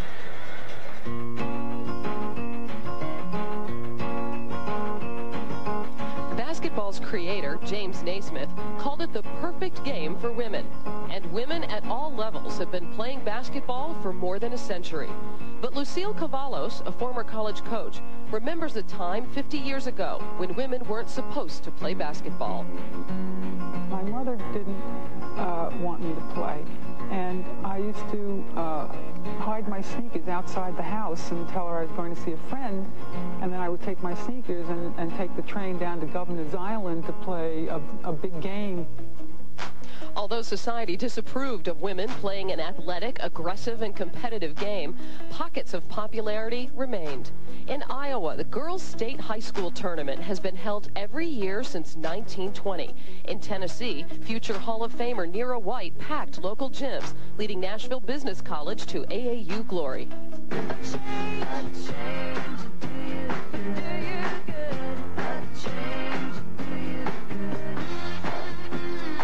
Enter the 1970s, and a revolution in women's sports was sparked by congressional passage of Title IX. This groundbreaking legislation mandated equal funding for women's sports in schools. In its wake, a generation of college standouts emerged who gave the evolving game of women's basketball a recognizable face and name. Women like Carol Blazejowski, the prolific scorer from Montclair State. Ann Myers, UCLA's first female scholarship athlete. Old Dominion guard Nancy Lieberman. And in the 1980s, the incomparable Cheryl Miller of USC. By 1978, the first professional league debuted. While many of the game's biggest names took part, the WBL and its successors attracted small crowds and little interest from advertisers. The people that started the basketball league previously were really nice people, but they just didn't have the expertise or the deep pockets or the relationships with TV, advertisers, sponsors, etc. So they didn't have the long-term staying power. While the pro game quickly collapsed, women's college basketball was thriving in the 90s, thanks in large part to Connecticut's perfect 35-0 season in 1995, which captured national media attention and piqued newfound public interest in the women's college game. You saw certain colleges breaking huge attendance records. And, you know, then you have Cheryl Swoops get, you know, well before the Olympics, she gets her own shoe deal. And then it was just a trickle-down effect, and now it's exploded. By 1996, the women's sports revolution had come full circle. In 1971, just 1 in 27 girls participated in high school sports. Today, 1 out of 3. The coming of age of the female athlete really happened with team sports. I think women were always accepted as individual athletes, but the real acceptance came when people could embrace a woman athlete that was perceived as playing a men's game and playing it just as well, and with just as much excitement. A quarter of a century after the passage of Title IX, women's team sports in the USA invited the world to their coming out party at the 1996 Olympics in Atlanta. The U.S. women captured team golds in softball, soccer, and basketball. Their success created an outpouring of unprecedented public enthusiasm and media interest. The women's Olympic team really did a lot to catalyze interest, created a tremendous foundation for us, and created the momentum that you really need to get things going. There was enough momentum for not one pro women's basketball league to be formed, but 2. And 3 television networks will be broadcasting WNBA games. Commercial time in these broadcasts is already sold out for the entire season, an exceptional record for a startup league, male or female. The opening tip is just 8 days away.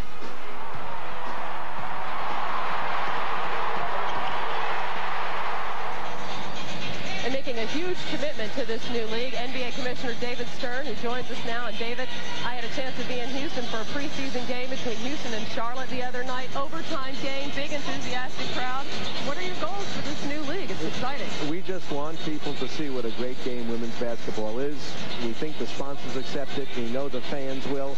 And we're trying to get maybe 4,500 people a night in our initial season to test this game. And we know they're going to love it and come back for a lots more. And we'll see more than 8 teams then if it's successful? Oh, Val Ackerman and her group are busy planning for the next wave of expansion, because there are many more teams, NBA teams, that would like expansion franchises than we have available at the present time.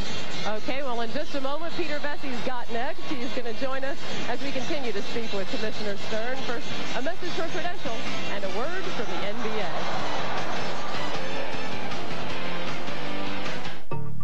Prudential, I think, has realized that the public wants more than just a number cruncher. Your clients want to know that you care about them. Honesty, that's the biggest tool we can use in building relationships. And I think that's a paradigm shift for our industry where Prudential is really leading the way. Prudential, on the one hand, is a company that's been here since, I guess, 1875. It's strong. It's going to be here tomorrow. But on the other hand, it's changing, and it's meeting the needs of the people today and beyond. I've always been what you call a free spirit. I just love having a good time. And I guess that's how I play basketball too. She's one of the best point guards in the world. Just ask my coach here in Germany. Yeah, that's true. I play basketball all over the world, and I go anywhere for a good game. From way outside. Now I'm ready for my biggest challenge yet, the WNBA.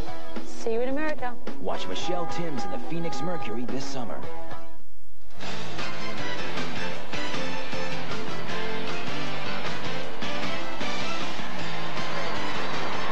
Welcome back. Peter Vessey joins us now, along with NBA Commissioner David Stern. And David, before the game, we heard from Dennis Rodman. You issued the largest fine in league history, $50,000, for his derogatory comment about Mormons. That took about 4 days to come to that decision.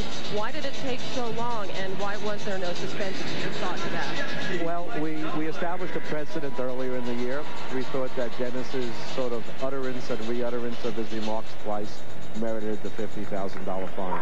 I think the apology is appropriate. I wish it had come a bit sooner. You established the precedent then with the remarks by John Calipari and David Halberstam? Right. It's a privilege to play in the NBA, to be associated with. It's not a right, and you don't have the right to say anything you want to say. David, as we all know, Phil Jackson has an unconventional clause in his contract that allows him to negotiate with other teams. Is it good for the league, good for the team, good for Phil to have that distraction, and why did the league approve it? It slipped by us. Okay? Did admission on television. The answer is it won't be in any more contracts. Okay. Contracts, as we all know, are out of control. How are you going to control them? I don't know what you mean by that. Well, we know that they're paying role players way too much. I mean, we're not even talking about superstars. Now they're starting to pay coaches too much. Even the commissioner's probably getting too much. There's no question about the last one, but we have a cap. Those are the rules. If we pay out too much money, there are mechanisms in the collective bargaining agreement. If the owners pay out more than about 4% more than they promised, they can seek to reopen and negotiate to get some controls. But hopefully some sanity will prevail, because I don't think that they're necessarily out of control if teams are spending within the cap. But we'll have to see what happens this summer. There are only so many finite seats and suites that you can sell, only so many games that you can televise, and arenas that you can build. Where is the money coming from, David? First of all, we're going to have them cut salaries on the NBC staff, okay? Talent is getting too much.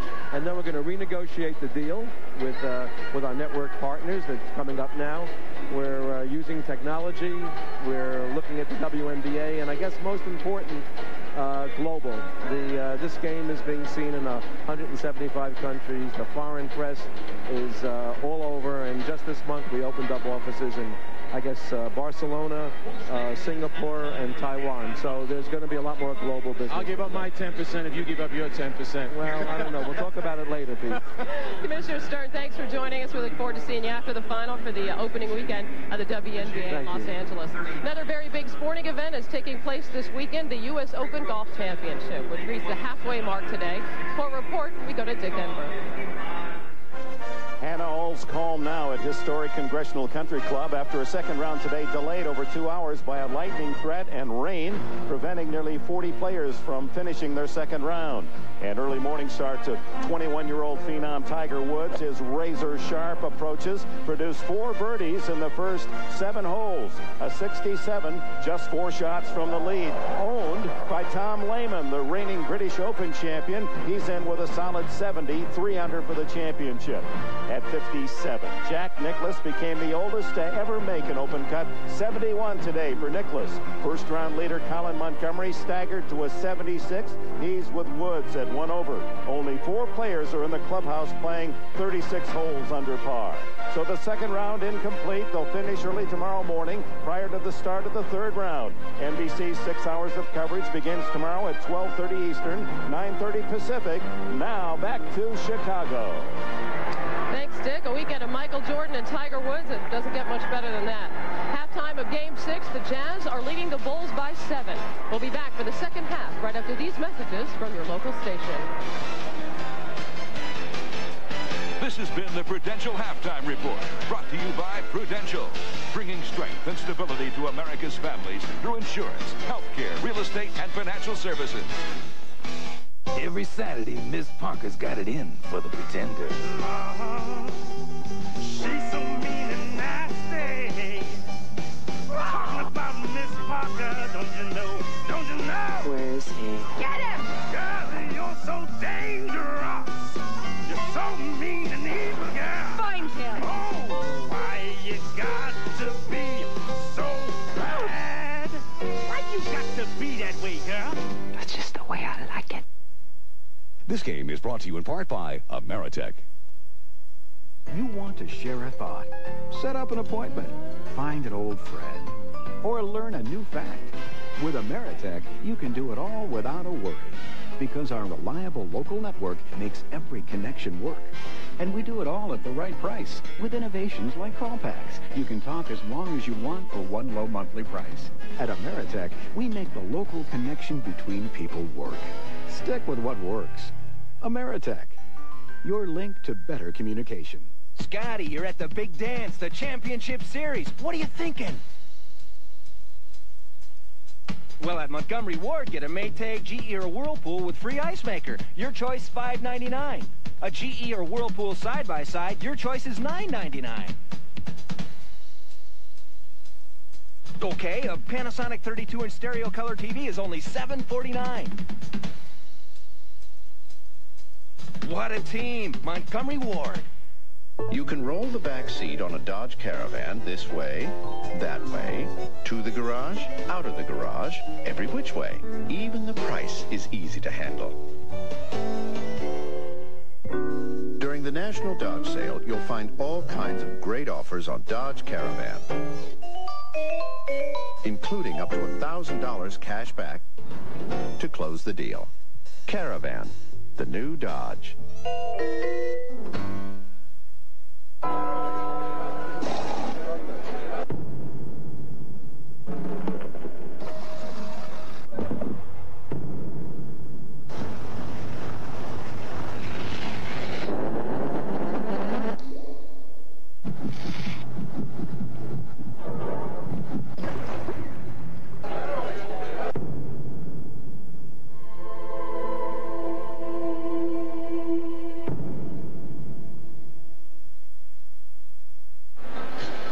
At the United Center in Chicago, Marv Albert along with Matt Guokas, Bill Walton, Ahmad Rashad, Jim Gray, 7-point lead for Utah. As we head to the third quarter, look at the Miller Lite halftime statistics. The Jazz overall shot just under 39%, 10 of 25 from the field in terms of a two-point range. Look at Karl Malone. Overall, Malone just 3 of 8, 10 points in his 20 minutes of play, 4 of 11 from the free throw line. And you look at the shot clock, 2 of the 3 makes were absolute layups. He had the 1 jumper.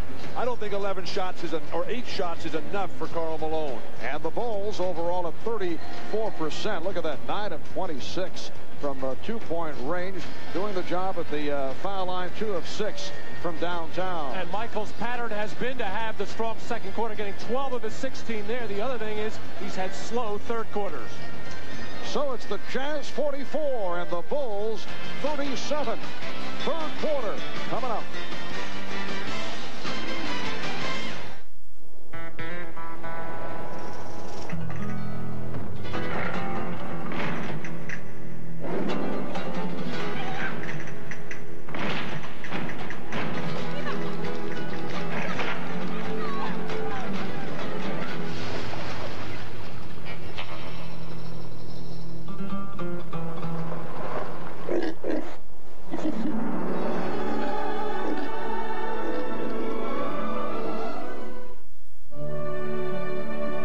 Today, there are more than 14 million places throughout the world where you can buy almost anything without cash, without checks, because today there are better ways to pay.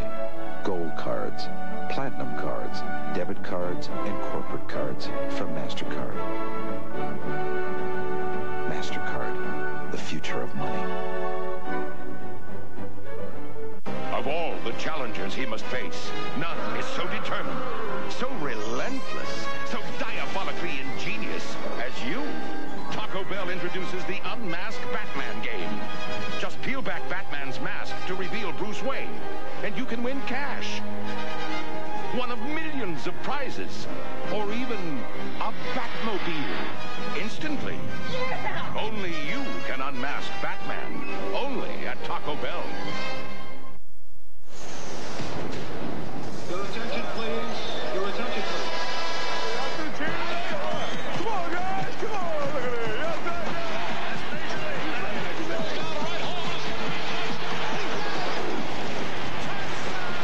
Let's go.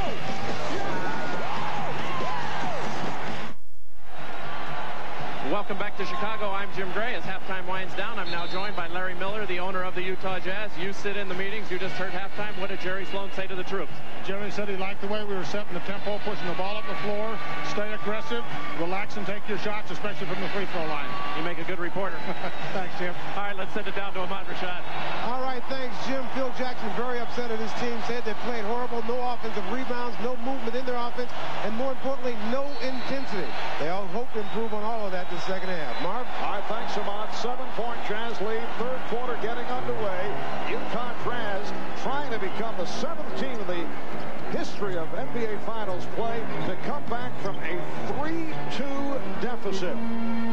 Hopper, with the shot clock running down, had it deflected away. It will be Chicago making maintaining possession. No one has ever done it, winning games 6 and 7 on the road. Several teams have won game 7 on the road. While the Chicago Bulls are hoping to wrap it up here tonight. And Michael Jordan cuts it to a 5-point Utah lead. 2 penetrations and the line of defense in the back for Utah. Ostertag just breaks down. His knees aren't flexed. His hands aren't up. He's too slow. Stockton and Hornacek in the backcourt. Malone, Ostertag, Russell up front. Illegal defense is the call against Chicago. That is their first. At the end of the first half, Karl Malone walking off the court, and there's Brian Williams, and neither one of them given an inch. The playoffs have begun. A little testy, the extracurricular activity, following some technical fouls that were handed out late in that second quarter. Malone trying to work on Rodman. Stockton try to change that shot. He had nowhere to go with it. The height of the guards. Stockton's not going to be able to get that shot to go. Another thing Phil Jackson had to be upset about in that first half. 10 uncharacteristic turnovers for the Bulls. And back comes Stockton. Met by Hoffer. Malone from Stockton. Karl Malone with 12 points. The Jazz leading 46-39. That's what Jerry Sloan was talking about at halftime. Push the ball at every opportunity. They have to get some easy baskets and not try to grind it out against the tough second half Chicago defense. This is a Chicago team that went 39-2 here at home during the regular season. That's the best mark in the league. It counts in the foul. Scottie Pippen getting the friendly roll, and he's headed to the line. Chicago has a great knack of attacking where the defense is weakest. That's Hornacek on Pippen. They just continue to roll him into the lane. Scottie too tall, too strong. More importantly, too skilled. It's an uncharacteristic place for Scottie Pippen. He usually is better when he just spontaneously goes in there or slashes it. Nice play by Hornacek, and then Pippen got rejected. And looked out. Whoa! Karl Malone trying to save it. This is not something that you really like to see a lot. The wild play by Scottie. Great block. Ostertag's hands finally up. And then Karl Malone just keeps right on going. People bailing out. Wisely. 2 minutes have gone by in the third quarter. Utah with the ball up by 5. Oh, Pippen. Let's see, did he save it? No, he stepped out. Stepped out of bounds. And the ball back to the Jazz. Well, that was absolutely horrible defense by the Chicago Bulls on that pick-and-roll situation as Dennis Rodman just way back, not ready to give any help at all on John Stockton. No offensive rebounds in this game. There's only been one stick back for both teams in the entire game. And that was by Karl Malone for one of his 3-point baskets. Jordan on the box out of Hornacek. And as Jordan made the move, he took the hit. Michael went to the crossover. That's number 3 on Jeff Hornacek. Well, that's a scary thing when you have Michael coming down. He had a little bump waiting there from Dennis Rodman, and then the crossover from time to time. That's when Michael might get underneath that basketball and really turn it over on the crossover, but he got the benefit of the whistle. Nice ball movement to set it up for Pippen, but he fired one. It was way off, wrongly, lost it. That's the kind of defense that Ostertag. Oh, Karl Malone strong on the run. And you see the Jazz finding some sort of rhythm.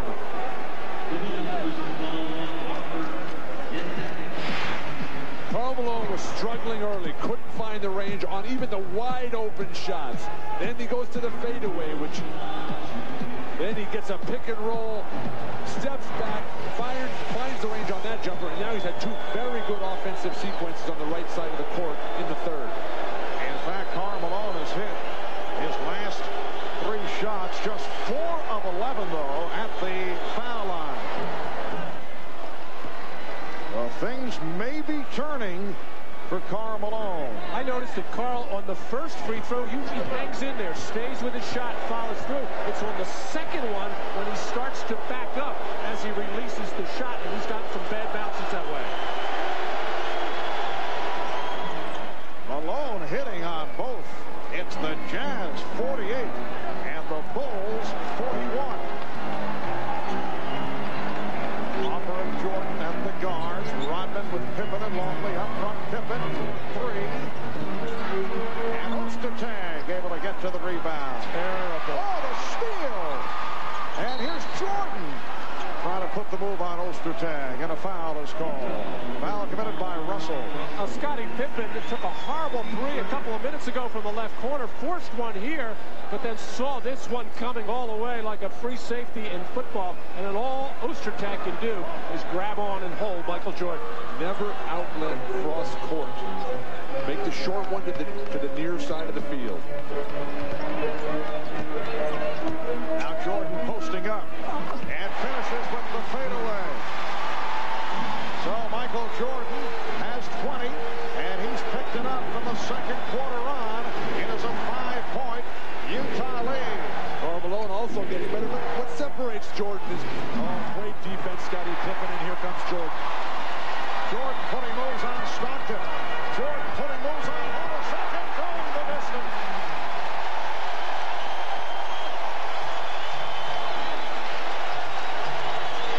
The Utah lead is down to 3. We have played 4 minutes of the third. The outside official, Steve Javie, indicating foul number 4 on Luke Longley. Michael Jordan working in the post now, getting into the lane, surrounded by 3 Utah Jazz players, but able to hang in the air and fade. And Karl Malone thought he was fouled by Pippen, was arguing with the official all the way back, did not help in transition defense, and that left Michael all alone with Hornacek. Jordan just moves so much better than everybody else, the way Dr. J did, the way Elgin Baylor did.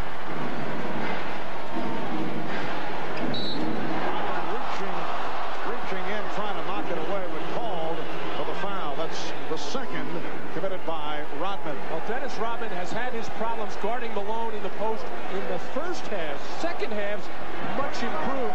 Didn't get away with one there. But Karl cannot let guys reach over his back when he's trying to receive down deep. The Jazz have led by as many as 10. They've had that 10-point lead on a couple of occasions. Beautiful backdoor feed. Malone finding Stockton. It's like automatic. Once a game, that they get that little give-and-go cut for John Stockton. You can bank it. 8 points for Stockton. But for John, only 3 assists to this point. Rodman. Terrible shot. Jordan wide open. He's hot, and you're going to go away from him. Why? Hornacek. Yes. Jeff Hornacek had the foot on the line. It's a 2-pointer. The Jazz up by 7, and the Bulls take a timeout with 7:13 left in the third quarter. It's the Jazz 52, the Bulls 45. If necessary, Game 7, Sunday, 7:30 Eastern, 4:30 Pacific on NBC. Now My McDonald's has more than your favorite food. We have your favorite music, the Disney Music Collection, with great songs from your favorite Disney movies like The Lion King, Hakuna Matata, Aladdin, even a song from the new Hercules movie.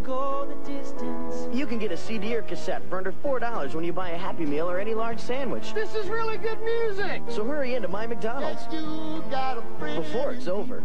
And right now, you can get an extra value meal starting at just $2.99, only at My McDonald's.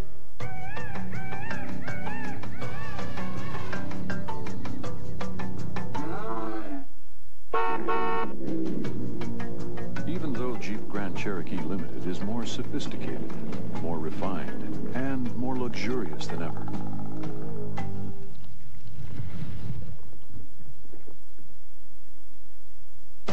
you can be sure that underneath it all, it's still a Jeep. They are the best-kept secret in the universe. You know how to use these things? No idea whatsoever. Their mission is to monitor extraterrestrial activity on Earth. They are your best. What's this thing? Watch your head! Your last. There's only one way off of this planet, baby. That's through me. And your only line of defense. Tommy Lee Jones, Will Smith, Men in Black. Rated PG-13. Opens everywhere July 2nd. The NBA on NBC is brought to you by Budweiser, Beechwood Age for a crisp, clean, classic taste. By Jeep, makers of the Jeep Grand Cherokee, Cherokee, and Wrangler. And by the owners, managers, and crew who proudly call the McDonald's in your neighborhood, My McDonald's. A magnificent view of the downtown area here in the Windy City, Chicago, Illinois. These aerial views of Chicago being brought to you by Goodyear. Well, normally when the ball goes into the post, there's some kind of splitting action for the guards, but inadvertently, Brian Williams is going to set a screen on his own man, Ron Harper, for John Stockton, cutting through the lane and to the hoop. And what Brian Williams should be doing there, guarding Ostertag, is just planted in the lane, trying to play traffic cop, just banging anybody, but poor play by Brian Williams. Well, John Stockton never stops moving. One thing good for the Utah Jazz, though, is that Karl Malone has worked his way back in. Post-ups here tonight. 15.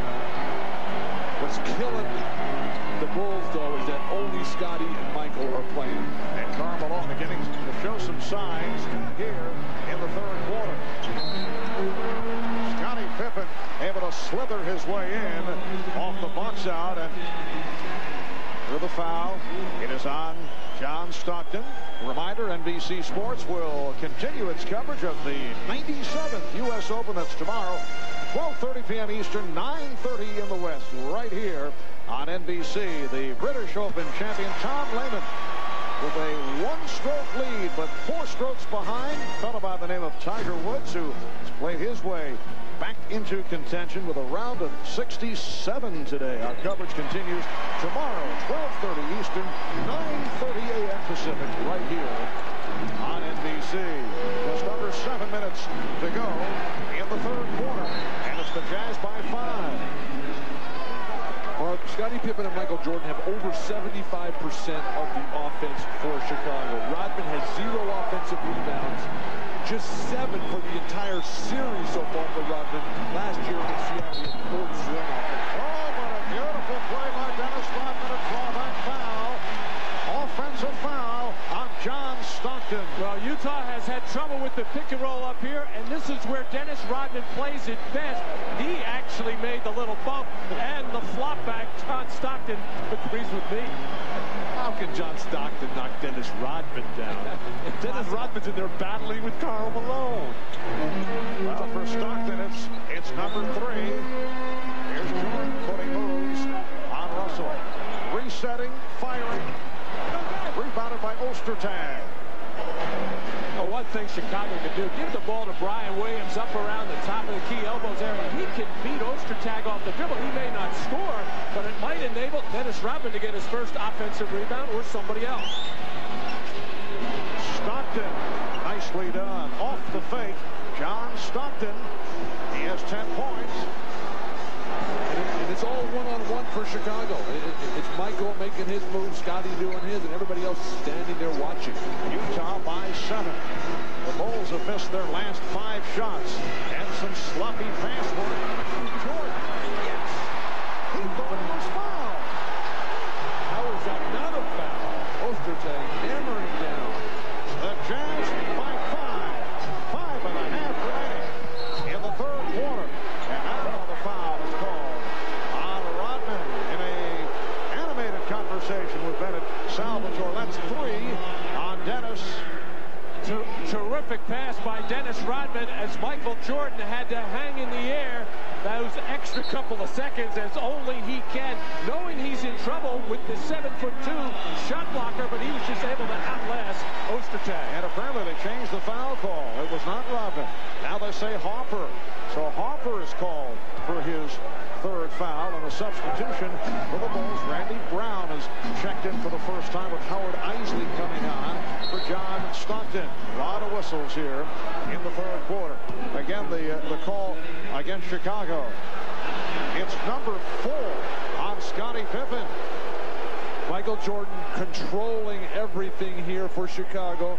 50% shooting, the rest of the team ice cold. Michael with 50% of the points as well. I'm wondering if Dennis Rodman had thrown his arms in the air like Michael did. I bet Dennis would have got a technical foul there, which would have been his second for the ejection. And that foul by Pippen puts the Bulls over the foul limit. Brian Brian Russell at the line for the first time. He has 10 points. I remember last year in Game 5 of the finals in Seattle, on about the 3rd play of the game, Dennis Rodman just running back up the floor, just kind of raised his eyebrows at referee Joe Crawford and got a technical foul. The Jazz up by 7.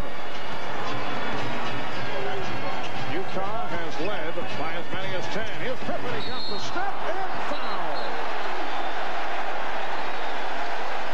And it may be a flagrant. A hard foul offered up by Ostertag. And these two have met before, Greg Ostertag and Scottie Pippen. And Scottie Pippen taking it to the basket.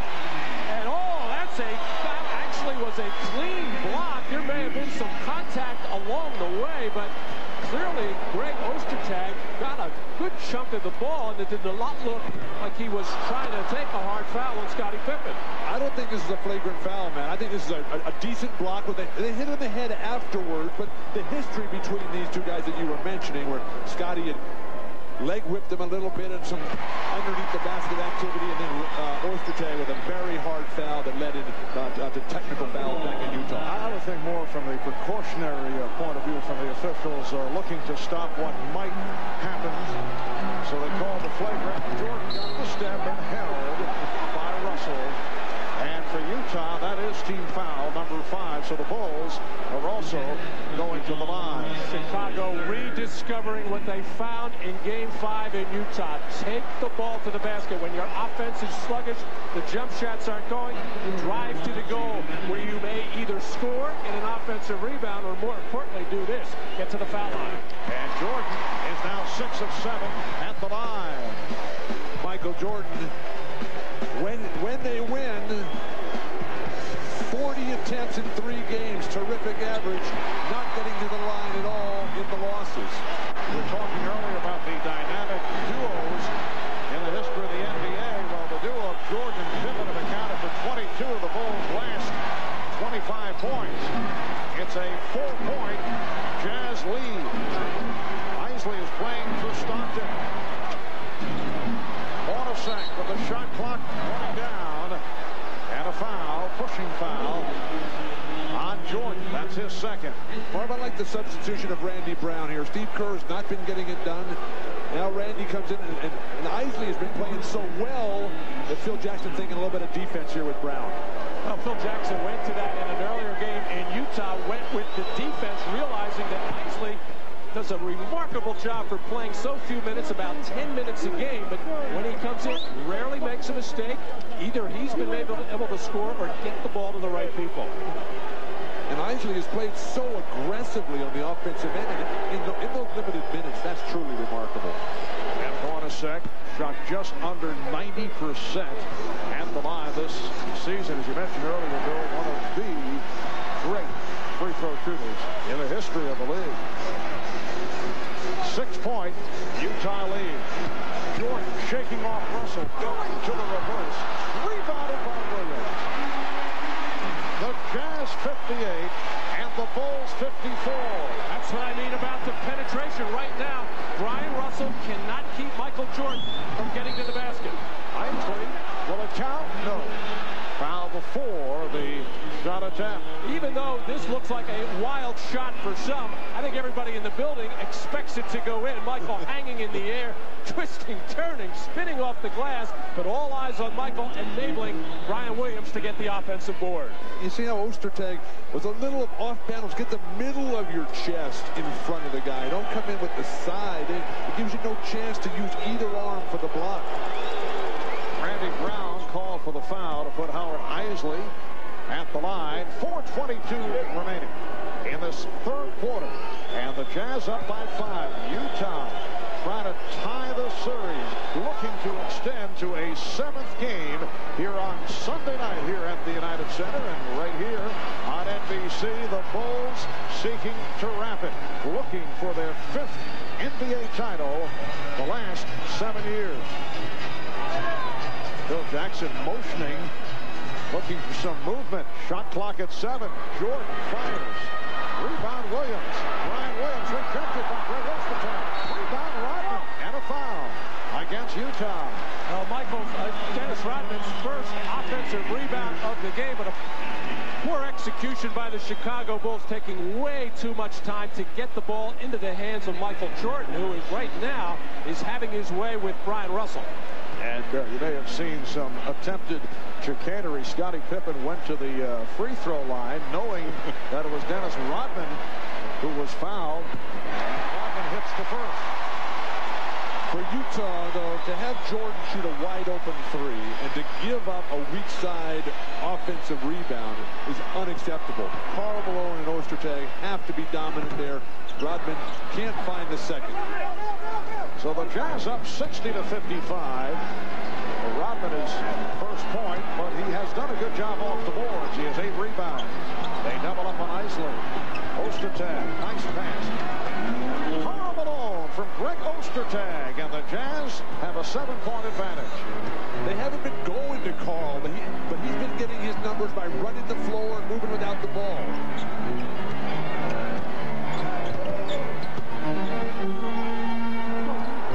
Isley over to help out on Jordan. And a 3-second violation. Good ball movement for the Jazz. Karl at the high post here, then it swings all the way around and then just slides right down the lane. Textbook basketball, perfect execution in the half-court set. At the other end of the floor, Howard Isley is not going to worry about Randy Brown at the offensive end. He'll be looking to help out on Jordan or Pippen. Oh, Jordan scooped it up on the steal.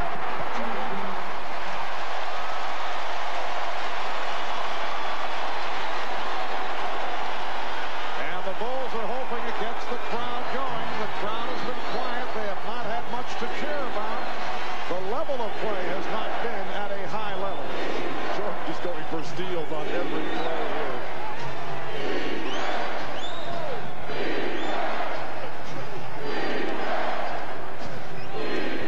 Utah by 5. Shot clock for 3. Hornacek. And the blocking foul is called. Crowd here looking for a charge on Hornacek, but it goes the other way. Foul on Rodman. Well, Michael buzzing on defense right now, ready to dart in every passing lane, just swiping right by Brian Russell. So 2:36 to go in the third. We'll be right back. Nobody owns us, man. When I say us, I mean ball player. Ball player. Nobody owns us. You understand? And nobody can own basketball. There's no one person can own this game. You can take away the NBA, so what? Take it away. You can take away the endorsement, so what? You can take away the logos on the shoes, or what? Take them off. But when you take all that away, that Zoe, that Indiana boy, and the street baller, you're going to still be butter. I've been chasing this guy ever since I joined the force. For Special Agent Sean Archer, He's the most dangerous criminal mind I've ever known. there's only one way to catch a killer. I will become him. From the director of Broken Arrow, John Travolta, Nothing like having your face cut off to disturb your sleep. Nicolas Cage. Face Off. You're not having any fun! Rated R. Starts Friday, June 27th, everywhere. Introducing the new Jeep Cherokee. While it still has one of the most powerful engines in its class, the all-new interior will impress you. And while its off-road capability is legendary, you'll find a quieter ride. Now, with refinements like these, will you still recognize it? We think so. The new Jeep Cherokee, with over 40 advancements. Hey, what's our good buddy Don? He thinks he can meet that girl. And what's the bet? Hey, Brick Boy, go dust yourself off. Hi, Cupcake. What do you say I buy you a Bud Light and you appreciate it? For the great taste that won't fill you up and never let you down. Nicely done. Fun to watch. Make it a Bud Light. Hey, starting this Sunday, it's Rockin' Radio Sundays. That's Third Rock and News Radio together for the summer. Damn, it's Chris Zapping. Two of the funniest shows on television. I'm ready to party. Together all summer. Third Rock and News Radio. If you haven't seen it, it's new to you, NBC Sunday. 3 minutes ago, Scottie Pippen picked up his 4th foul. Phil Jackson has elected to keep him in the ball game the whole time, and the way the refs are calling it very close, that's a huge gamble for the Chicago Bulls, because he's really playing well. They can't afford to lose him. Normally the man he's playing is Brian Russell, who's not a driver as such. Jeff Hornacek realizes it, takes advantage to get in, and the reason that was called a block on Dennis Rodman, too far underneath the basket and too much contact. Well, let's see how the Jazz play it now with Pippen remaining on the floor with the 4. Jeff Hornacek back at the line. He's 6 of 7 at the line. Utah is not an isolation type of team where they try to go at somebody to get fouls on, other than if it's Karl Malone, where they're going to pound the ball inside. But every once in a while, whoever gets the ball, as Jeff Hornacek did there, should take the opportunity to try to drive by Scottie Pippen. Brian Russell can get a foul on Scottie. Real key here in the 3rd, though. Chicago has 8 offensive rebounds in the 3rd quarter alone. You can't beat Chicago unless you take care of your defensive backboard. The Utah Jazz have had the lead most of the way. They've led by as many as 10. And right now they're up by 7. A poor shooting 3rd quarter. Bulls 7 of 20 from the field, and Kukoc lost it. Here comes Isley. Isley all the way. He had the 2-on-1, but elected to take the shot. Poor spacing. 2-on-1. One defender back at the ball on the side and spread the court. Just under 2 minutes remaining in the 3rd. Pippen facing the double.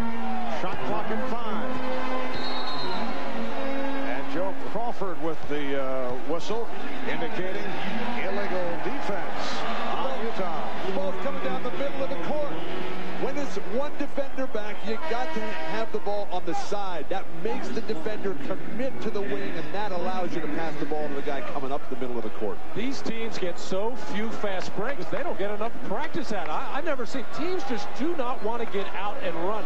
Take advantage of those long rebounds and those steals as much as they should. You played for Jack Ramsey. You know how to run the 2-on-1. Only the first illegal defense that was called. It counts in the foul. So Pippen with the bucket, and he heads to the line. The foul committed by Hornacek, his 4th. Now Hornacek in foul trouble. That'll bring Shannon Anderson.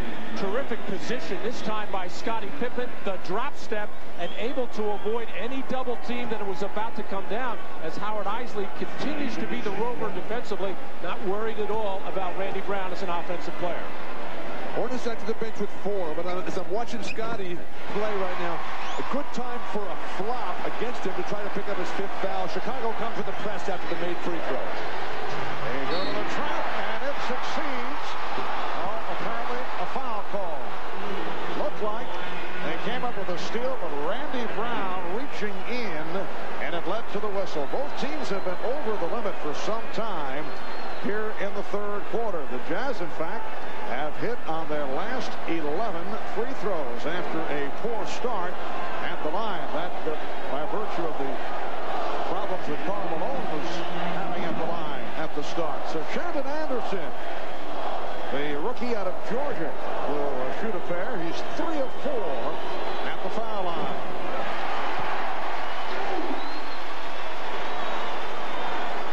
A minute 39 remaining in this 3rd quarter. It's the Jazz up by 4. Anderson connecting on 1 of 2. Utah leading 65-60. The pace of this game, you're going to wonder what Jackson and Sloan are going to do with their normal substitution. I think the guys can go the whole way. It's been a half-court game. Jordan with the step. And Morris on the rebound. Isley. Nice setup. Here's Russell for 3. So Brian Russell with 14 points. That's his 4th from downtown. That was deflected out by the Jazz. The Bulls with 21 on the shot clock. That's what I mean about taking advantage of an opportunity. Michael Jordan Drobe missed that layup and never could get back in transition. Howard Eisley took good advantage of it, breaking the defense down, getting into the lane, and finding the open man in the left corner. Jud Buechler has checked back in. What a ball game for Brian Russell. 4 of 6 from three-point land. And a reach-in foul. It's on Chris Morris, his second. It's so tough. Virtually, it's impossible to guard Jordan. Matt, you've seen most of his games. Which way would you send Jordan, right or left? Well, it's so difficult. When the open floor, you try to make him go left. He's less effective. When he has the ball out on the wing, however, you can't give him baseline. He's too quick. He beats the defense to the basket. You have to force him to the middle and get help from that next defender. And there is Scottie Pippen. Right now, Scottie's sitting down, replaced by Jud Buechler. Sitting down with the 4 fouls. Utah up 68-61. Just under 1 minute remaining in the third quarter. Then a big bounce-back performance by the Jazz after the loss at home. Oh, what a shot by Eisley. Randy Brown played him perfectly. Eisley, outstanding player. A free agent like a lot of these Utah Jazz are. Utah by 9. Smar's got a piece of it. Jordan way off after the fake. Buechler has to fire it. That could be a huge shot. Since Jordan did not make contact with the rim, the 24-second clock was down to 1. And Buechler hit the 3.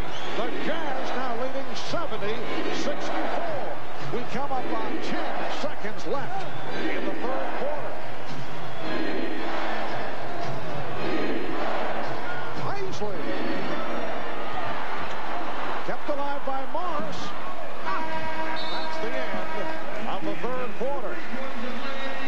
So it's the Utah Jazz 70, the Chicago Bulls 64. The Jazz trying to send it to a 7th and final game here on Sunday. We'll be back here in Chicago after these messages from your local station. You are watching the NBA on NBC.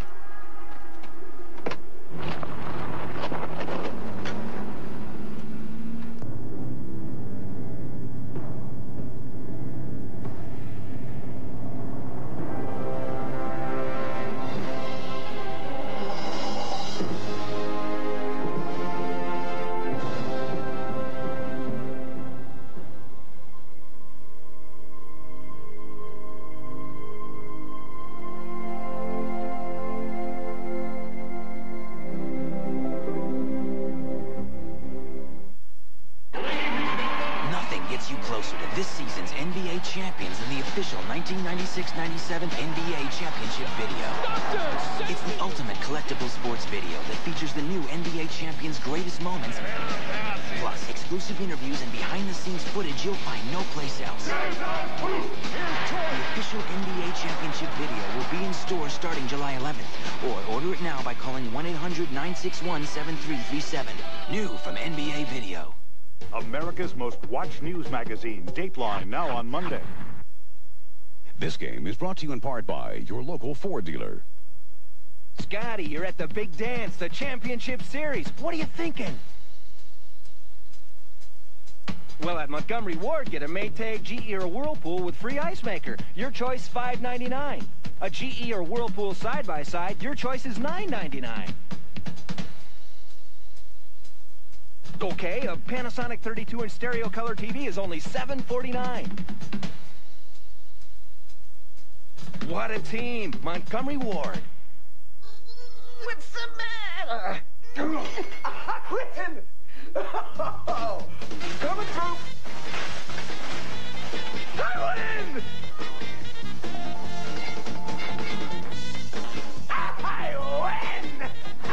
like winning, play the Illinois Lottery's big game. With 9 ways to win and an average of 100,000 Illinois winners every week, you gotta like your chances. The winning number is 11. I win again! The Mega Million Dollar Big Game. Play to win. Copyrighted telecast of the National Basketball Association may not be retransmitted, reproduced, or rebroadcast without the express written consent of the NBA. Well, back in Salt Lake City, Utah at the Delta Center, better than 2,000 showing up to watch what is taking place here in Chicago. They're checking it all out on the big screen in Salt Lake City. And here at the United Center, better than 24,000 on hand. They are hoping to see the Chicago Bulls make it a 5th NBA title of the last 7 years. Utah seeking to tie the series to send it to a 7th game on Sunday for the Utah Jazz, their first ever NBA Finals appearance. Illegal defense has been called for the 2nd time on Chicago. John Stockton heads to the line as this 4th quarter gets underway. Let's check in with Ahmad Rashad. Ahmad? All right, thanks, Marv. Phil Jackson doing it last time out, trying to pump his team up, telling them they had no momentum. They had to really turn the intensity on for this last 4th quarter. Let's go down to Jim Gray. All right, thanks, Ahmad. I asked the coaching staff during the last timeout, in practice or on the plane, did they talk about that big 16-point lead they gave up in the first half of Game 5? Coaching staff said, no, Jerry didn't want to talk about it. We don't play in reverse. We don't revisit things that are bad and try and replay them in our minds. Marv. All right, thanks, Jim. Kickball has been called. A new 24 presented to the Jazz. It's Utah 71 and Chicago 64. Well, 4th quarters are when the Chicago defense gets very serious, but it's going to be hard to do right now as Michael Jordan gets a breather to start the 4th. Stockton being played by Kerr. Here's Malone over to set the pick. Stockton. Brown looking for a traveling violation, but no question about the foul called on Steve Kerr. You look at the big 4 tonight. Jordan huge as always. Scotty very good, but plagued by the foul trouble. Karl Malone working his way into it, and John Stockton now on the line just suckered Steve Kerr. Stockton has owned Steve Kerr in this series. And for John Stockton, that's 2 of 2 at the line. Chicago Bull fans like to think back to Game 6 of the final series in '92 against Portland. Remember, the Bulls down 15 after 3 quarters. Trailed 79-64, led by the bench. And then Michael Jordan came on for the finishing touches. They were able to win it. Pippen is fouled by Morris. So Scottie Pippen is back on the floor here at the start of the 4th quarter, playing with the 4 fouls as Michael Jordan continues to rest up. Well, don't miss sports history when the WNBA will make its debut. That'll be next Saturday at 3:30 p.m. Eastern right here on NBC. 2 of the leading members of the gold medal winning Team USA at the 1996 Olympics will go head-to-head. Lisa Leslie and the Los Angeles Sparks facing Rebecca Lobo and the New York Liberty. That'll be the debut of the WNBA next Saturday, 3:30 p.m. Eastern, here on NBC. The Jazz 73 and the Bulls 66. That's by in this 4th quarter. And tried to call for time, but did not get the call on the careless pass. So the Bulls get it back. Brian Williams setting it up on Karl Malone.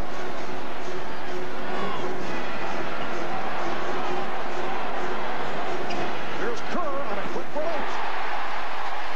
Steve Kerr with a 2-pointer. It's down to 5. And Chicago is going to have to figure out how they want to play these pick and rolls. Steve Kerr has had all kinds of problems with John Stockton on this play.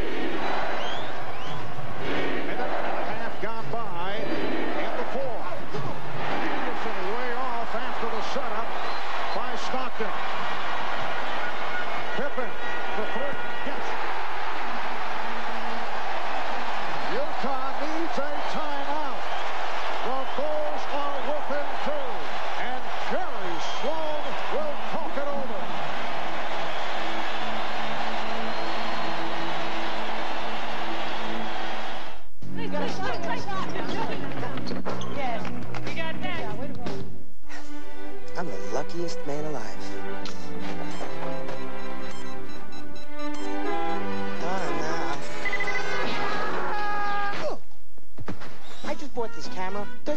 MasterCard have some kind of purchase coverage or something? No? Oh, boy. Hey, does Visa have any place out here I can pick up a new card today? No, but I'm driving to Vegas to see Steve and Edie tonight. Visa, it's everywhere you want to be. Wow!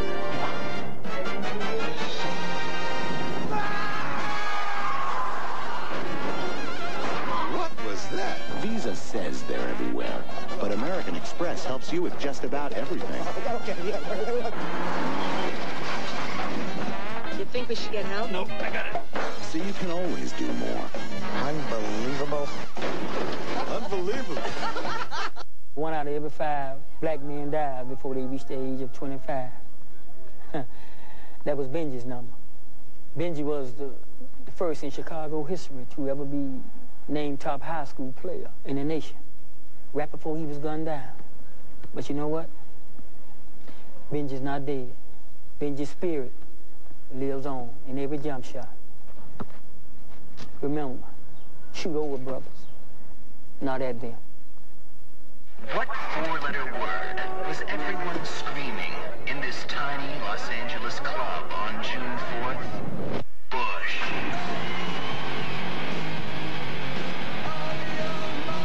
The Miller Genuine Draft blind date. Small clubs, large bands, big mystery. Explore the unknown. Next blind date, July 18th, San Francisco. To win, listen to your radio. Miller Genuine Draft presents a classic moment of the NBA at 50. Well, tonight a look at Game 6 success for the Bulls, starting with the 92 finals against Portland, as we just discussed. The Bulls overcoming a 15-point fourth-quarter deficit to win their second straight title. The next year, it was John Paxson's game winner in the final seconds, giving the Bulls a three-peat. And last year against Seattle, the Bulls wrapped up their fourth title in 6 years with a Game 6 victory in front of the hometown folks here in Chicago. In recognition of these classic moments, the Miller Brewing Company will donate $1,000 to the Thurgood Marshall Scholarship Fund. Well, the pick and roll is going to be the key play for Utah. And what Chicago has had success with in fourth quarters is having Scottie Pippen run at Stockton to get the ball out of his hands. And here he comes again. The Jazz lead is down to 2. They've led by as many as 10. 2 minutes gone by in the fourth. Malone met by the double. Shot clock at 5. Stopped it. You saw Curry try to draw that time. The tip was missed. And then rebounded by Williams. He called onto the travel. Here comes Kukoc. Kerr. Bushler. Williams. Played by Malone. Ryan Williams. Stripped by Malone. Kukoc retrieves. Shot clock at 3. Williams. Back for Kukoc. And rebounded by Anderson. That's a typical Karl Malone defensive play, stripping the ball down low. Ryan Williams is aware of that and still laid it out for him to knock away. MVP time for Karl Malone. No delivery, fading away once again. There's nobody guarding him. Get to the hoop, please. Steve Kerr setting it up for Tony Kukoc. Here's the screen by Williams. Kerr for 3. Yes!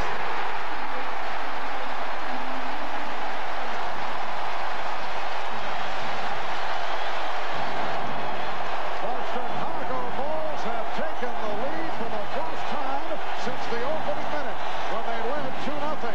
Anderson sets it up for Malone, and he was fouled. And I don't think it's a case of the Utah Jazz going lightly now with Jordan on the bench. It's just some of the Bulls starting to step up right now. That was all set up by Tony Kukoc's penetration. First pass to Bushler, second pass to Kerr as Michael Jordan becoming a happy cheerleader. How important are the second units? Chicago not playing well at all. Bushler comes out, strokes that big 3 at the end of the third, and now Kerr has found his rhythm. Kukoc. But that's why Tony Kukoc is so important to this team when he is right. But he has not been physically right with that sore foot because he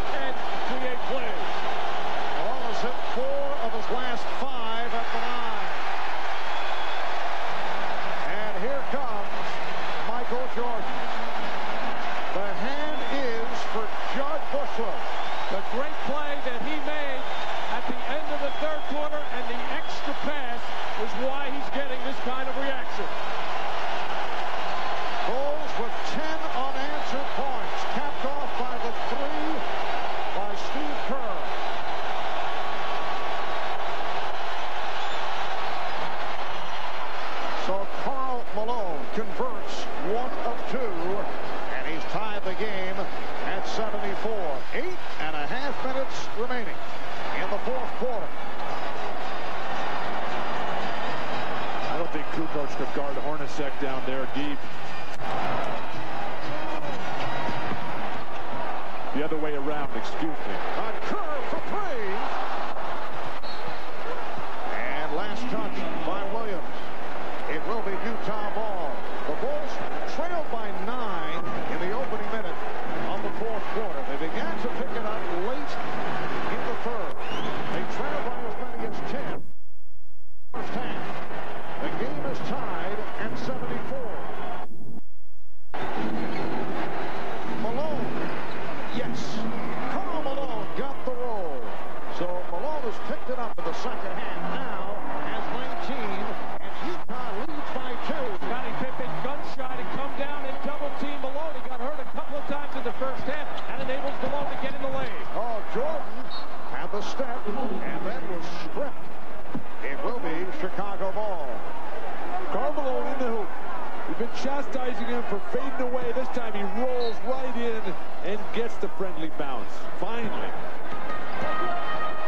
Jordan, yes. And he's tied the game at 76. 31 points for Michael Jordan. I don't think we had Michael Jordan. Oh, what a pass. Anderson blowing the stuff. He thought he was fouled. And Jerry Sloan livid. There was no call.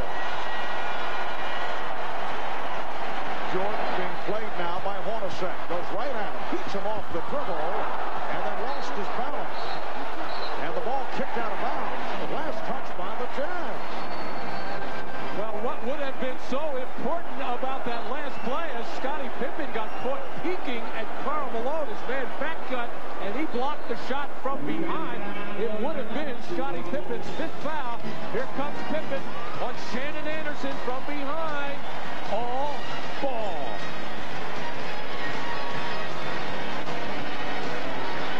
Jerry Sloan very upset. He was looking for the foul call, obviously, on Pippen.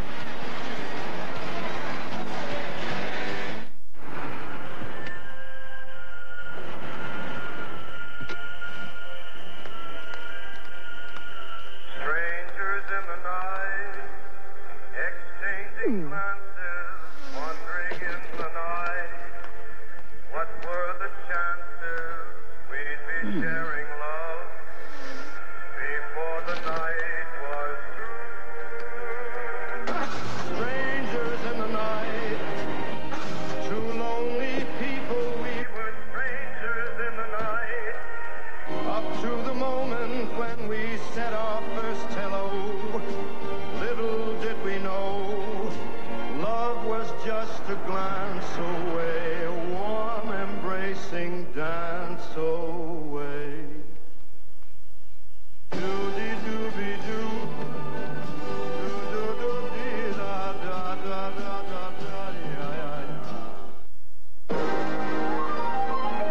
It's all about to happen. The Chicago Bulls in the playoffs, and it's time to... No, please, Mr. Washington, please, go back. Come on. Oh, the game. Grab a Miller Lite. They're holding. Pass in the middle.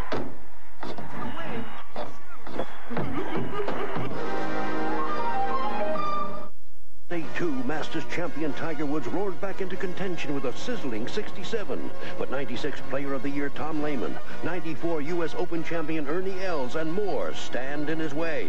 Golf's greatest championship, the U.S. Open, live tomorrow at 12:30 Eastern, 9:30 Pacific on NBC. The NBA on NBC is brought to you by Nissan, who reminds you that life is a journey. Enjoy the ride. By Nike, who encourages you to participate in the lives of America's youth. And by Miller Genuine Draft, who reminds you it's time for better beer bread. These aerial views of Chicago being brought to you by Goodyear. 7:05 remaining, fourth quarter. The game is tied at 76. A moment ago, there was some concern over the Chicago bench. You see the drive by Michael Jordan and hit the floor, landed on his wrist. And they checked it out. Chicago trainer Chip Schaefer over to take a look at the wrist of Michael Jordan. Let's check in with Ahmad Rashad. Ahmad? All right, Marv. Chip Schaefer was just over asking Mike how the wrist was. It's a little bit sore, but he was fine. Marv? All right, Ahmad, and Michael Jordan remaining on the floor. 12 on the shot clock. Scottie Pippen. And Utah looking for a tie-up. Joe Crawford saying, now discussing with Steve Javie, but calling the foul on Stockton, and that is number 4 on Stockton. Breakdown defensively for Utah. You can't let a guy just set a screen and then walk in uncontested for a layup attempt. And Michael Jordan sets that all up because on underneath out-of-bounds play, you are so worried about where Jordan is going. It creates opportunities for his teammates. Both teams have 2 team fouls.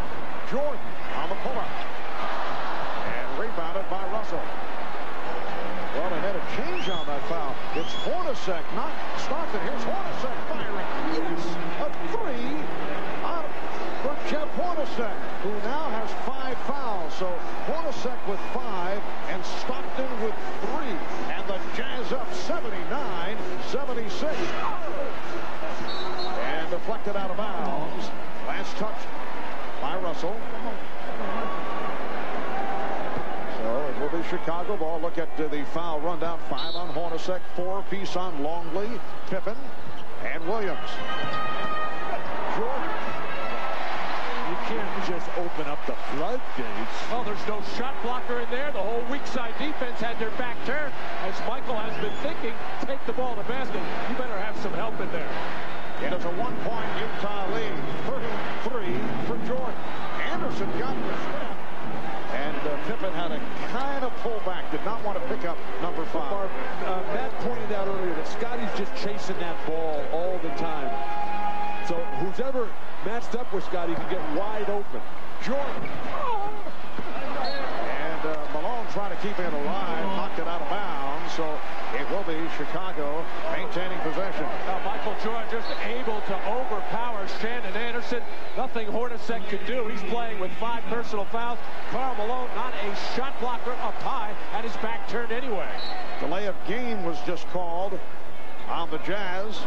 5:45 remaining in the fourth quarter. And the Jazz up by 3 points. Had it knocked away, and again, last touch by Malone. Multiple opportunities. Everything under the basket is going Chicago's way. Karl Malone frustrated. Jerry Sloan disappointed. Malone has got to take over this defensive backboard. Snatch some balls. Knock some shots down.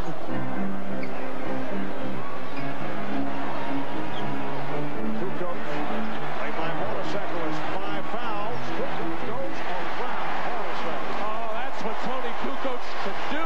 Have not seen it at all in the series till that play. That's the matchup I was trying to get to, but I had it flip-flopped. The Jazz by 1. Coming up on 5 minutes to go in the fourth. Again, burning Scottie Pippen, and Shandon Anderson cannot convert the layup. That's the second time he's blown the layup, and this time Jordan comes right back. Anderson thought he was fouled. No foul called. And the Bulls have taken a 1-point lead. Here's the trap on Stockton. And a foul. A holding foul. And the foul on Pippen. That's his 5th. Scotty gambling, as Matt has been pointing out, and Shandon Anderson cannot get this layup. Should have taken it up strong side. There was nobody there to contest. Now, Jim Gray has been telling us that Utah has to come to the ball and not run away from it against the Chicago press.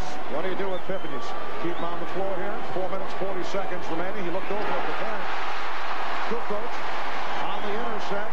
Scottie Pippen is playing with 5. He and Phil Jackson just had communication, in fact. I think you got to leave him in right now. There's very little time left.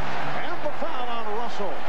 Tony Kukoc emerging as a major factor. A very tough matchup for Utah. Experienced players know how to play with 5 fouls. Scottie Pippen has basically been a rover anyway, has not had individual defense responsibilities, but obviously he has to be careful. Both teams have 3 team fouls. Jordan, Russell had fallen down, but Jordan could not take advantage. Hornacek playing with the 5, racing it down. Played aggressively by Kerr. Russell for 3. Never had a good look at it. Was looking to pass initially. Well, Kukoc trying to avoid the charge. The officials shoot over. It's Chicago ball. That brings a look of bewilderment to Jerry Sloan. And Scottie Pippen just looked over here. I think he said, I got away with one there. I thought he slapped that ball out of bounds. Just under 4 minutes remaining. Fourth quarter. The Bulls hoping to wrap the series in this game number 6. The Jazz looking to extend to a 7th game. Jordan with the spin. Yes. And the Bulls lead by 3, 84-81.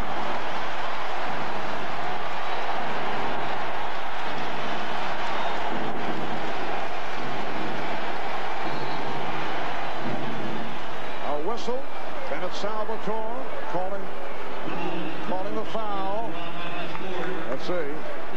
May have been Rodman. A moment ago, Scottie Pippen slapping that ball at half court. They did not call a foul, and then Jordan comes right back and drills that baseline jumper unguardably. And it was Rodman on the personal. That is his 4th. And the 4th team foul on Chicago. Utah has 3. Malone over Rodman. Yes.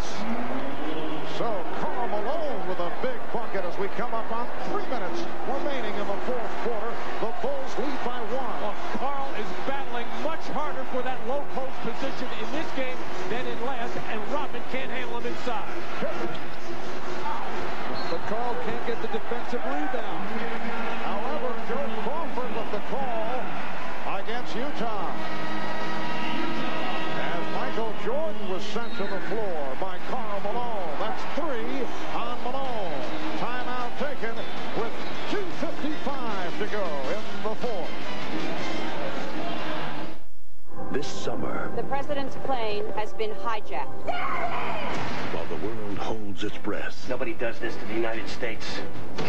the fate of a nation History will judge you by what you do right now. rests on the courage of one man. We cannot give in to their demands. It won't end there. And if you die in that plane, does it end there?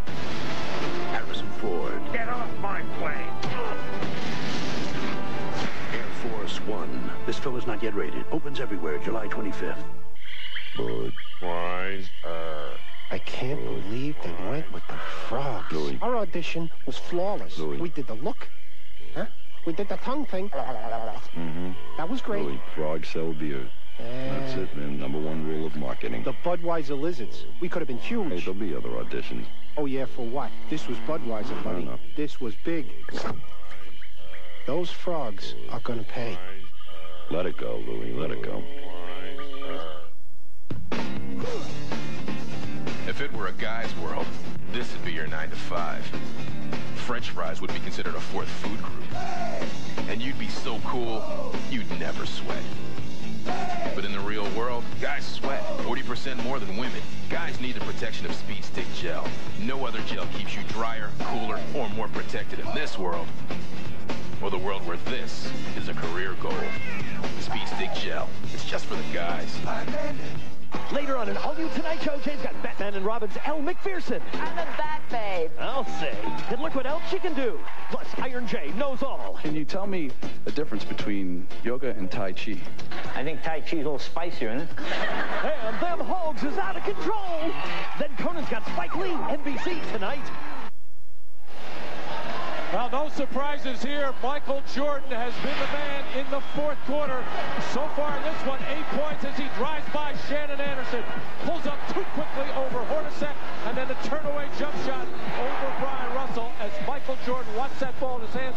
And it has been all the 4th quarters where Michael Jordan has done the most damage, averaging just under 11 in that 4th quarter. And Michael Jordan with 37 points on 14 of 32 shooting. Scottie Pippen with 23. Let's check in with Jim Gray. All right, Marv, during that timeout, Jerry Sloan very encouraging to his guys. Said to Shandon Anderson with a smile, keep going there. If you got the layup, next time you'll make it. Looked at Brian Russell, said, you got an open shot, take it. He was laughing, smiling, and having a good time. Something rare in this instance. Marv? All right, Jim, yes, the Jazz with several opportunities here in the last couple of minutes. Both teams with 3 conventional timeouts. They each have a 20. Russell deflects it out of bounds. 12 on the shot clock. 2 minutes and 42 seconds to go. In the fourth quarter, it is Chicago ball, and they lead by 1. Chicago can get Kukoc in the paint when they want it. Here's Jordan. Rodman's back tap handled by Stockton. And the Jazz with an opportunity to recapture the lead. Stockton using the screen. Sets it up for Hornacek. Jordan with the rebound. Jordan saw the opening and then gave it up to Kerr. Jordan.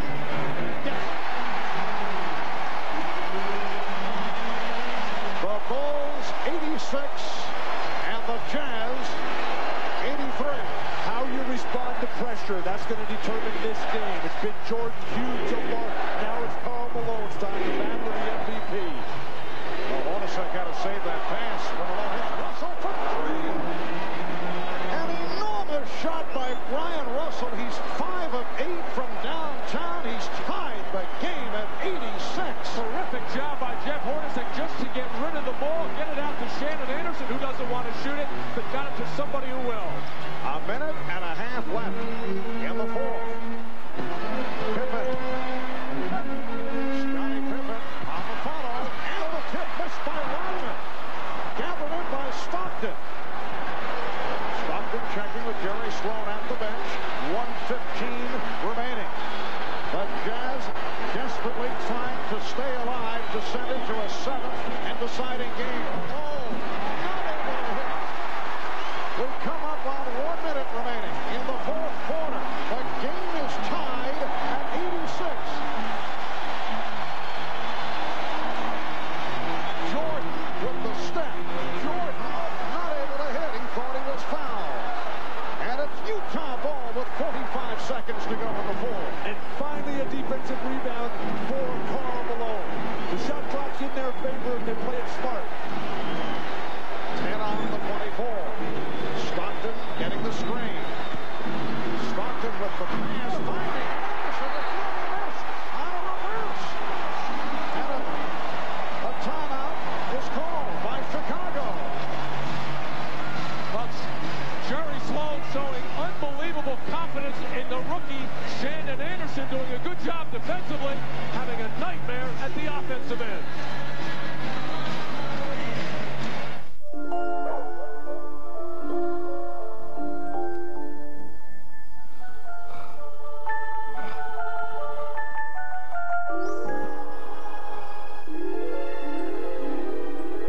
I think I'll take Ralphie for a drive.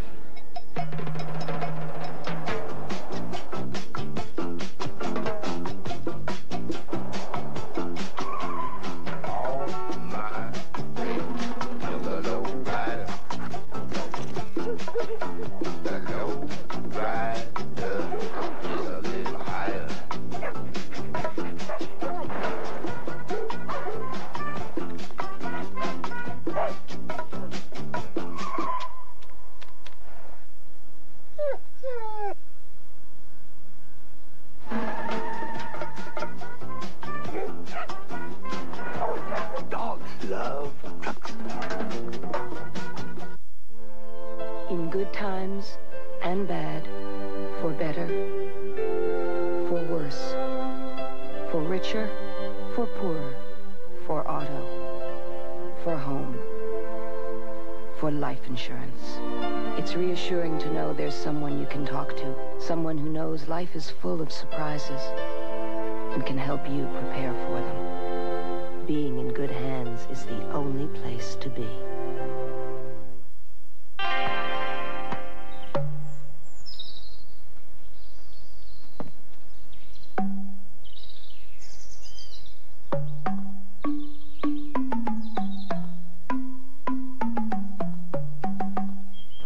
Now that's music to my ears.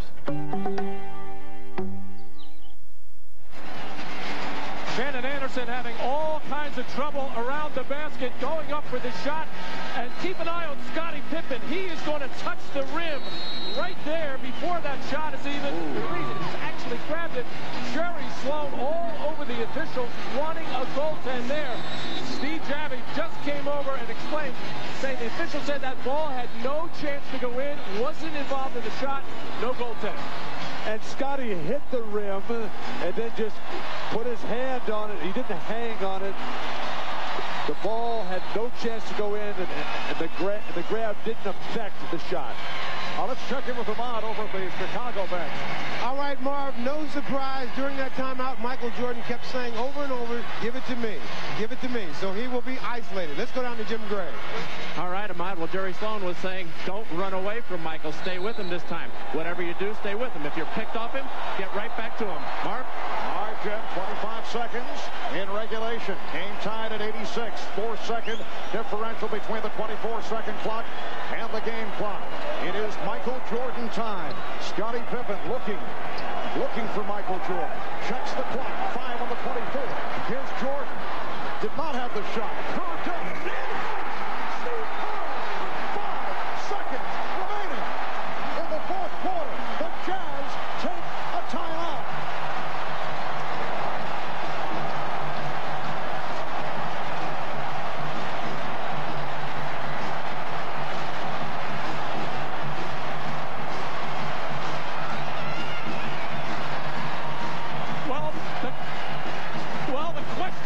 Would they come double Michael Jordan? Stockton game. Steve Kerr, reminiscent of John Paxson in '93.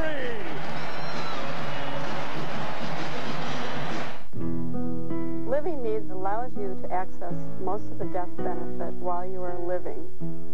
I was able to hand her a check. Whatever she felt like she needed to do to improve the quality of her life, she was able to make those decisions. It wasn't somebody saying, you have to die and then we'll give the money to your family. I took a great deal of pride in the fact that Prudential developed this. The financial worries were not there. Those kids were able to have a happy Hanukkah because of the benefits that we were able to pay out in living needs. This is the Coke that came with the cap, that got the special MasterCard, that got the cash, that bought the gas, that powered the car, that carried the voyagers who hit the road to navigate the interstate, and follow the sun that looked down on the coast, that had the place, that had the pool, that threw the fiesta, that changed the lives of both the guys, that got the Coke that came with the cap, that got the special MasterCard, that got the cash. So what are you waiting for? Get the Coke.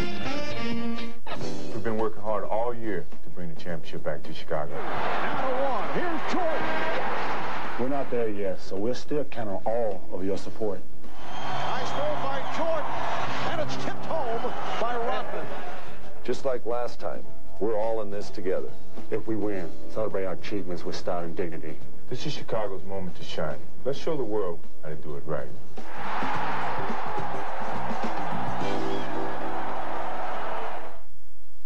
NBC puts a new face on comedy.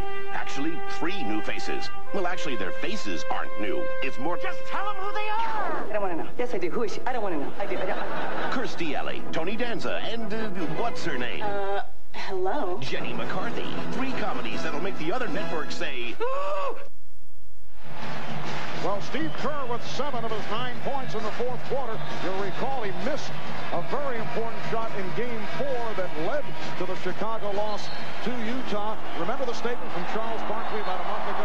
If he had a game on the line, 1 shot to take, the man to take it, according to Barkley, would be Steve Kerr. Well, he wanted it, and he told Michael Jordan in that huddle, as Zavon Rashad told us, if my man leaves to double Stockton, I am stepping right into that shot, and Steve let it go with confidence.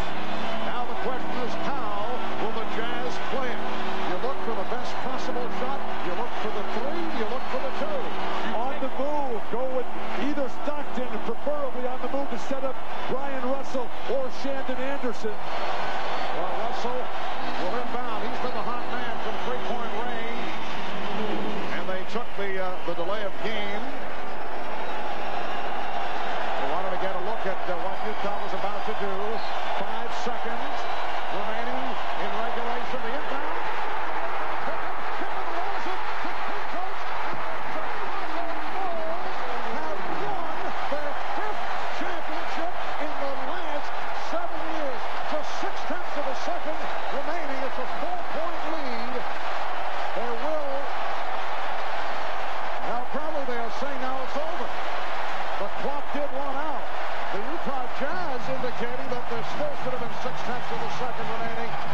the indication is it is all over. The Bulls have won the title by defeating the Jazz 90-86. It is bedlam here at the United Center.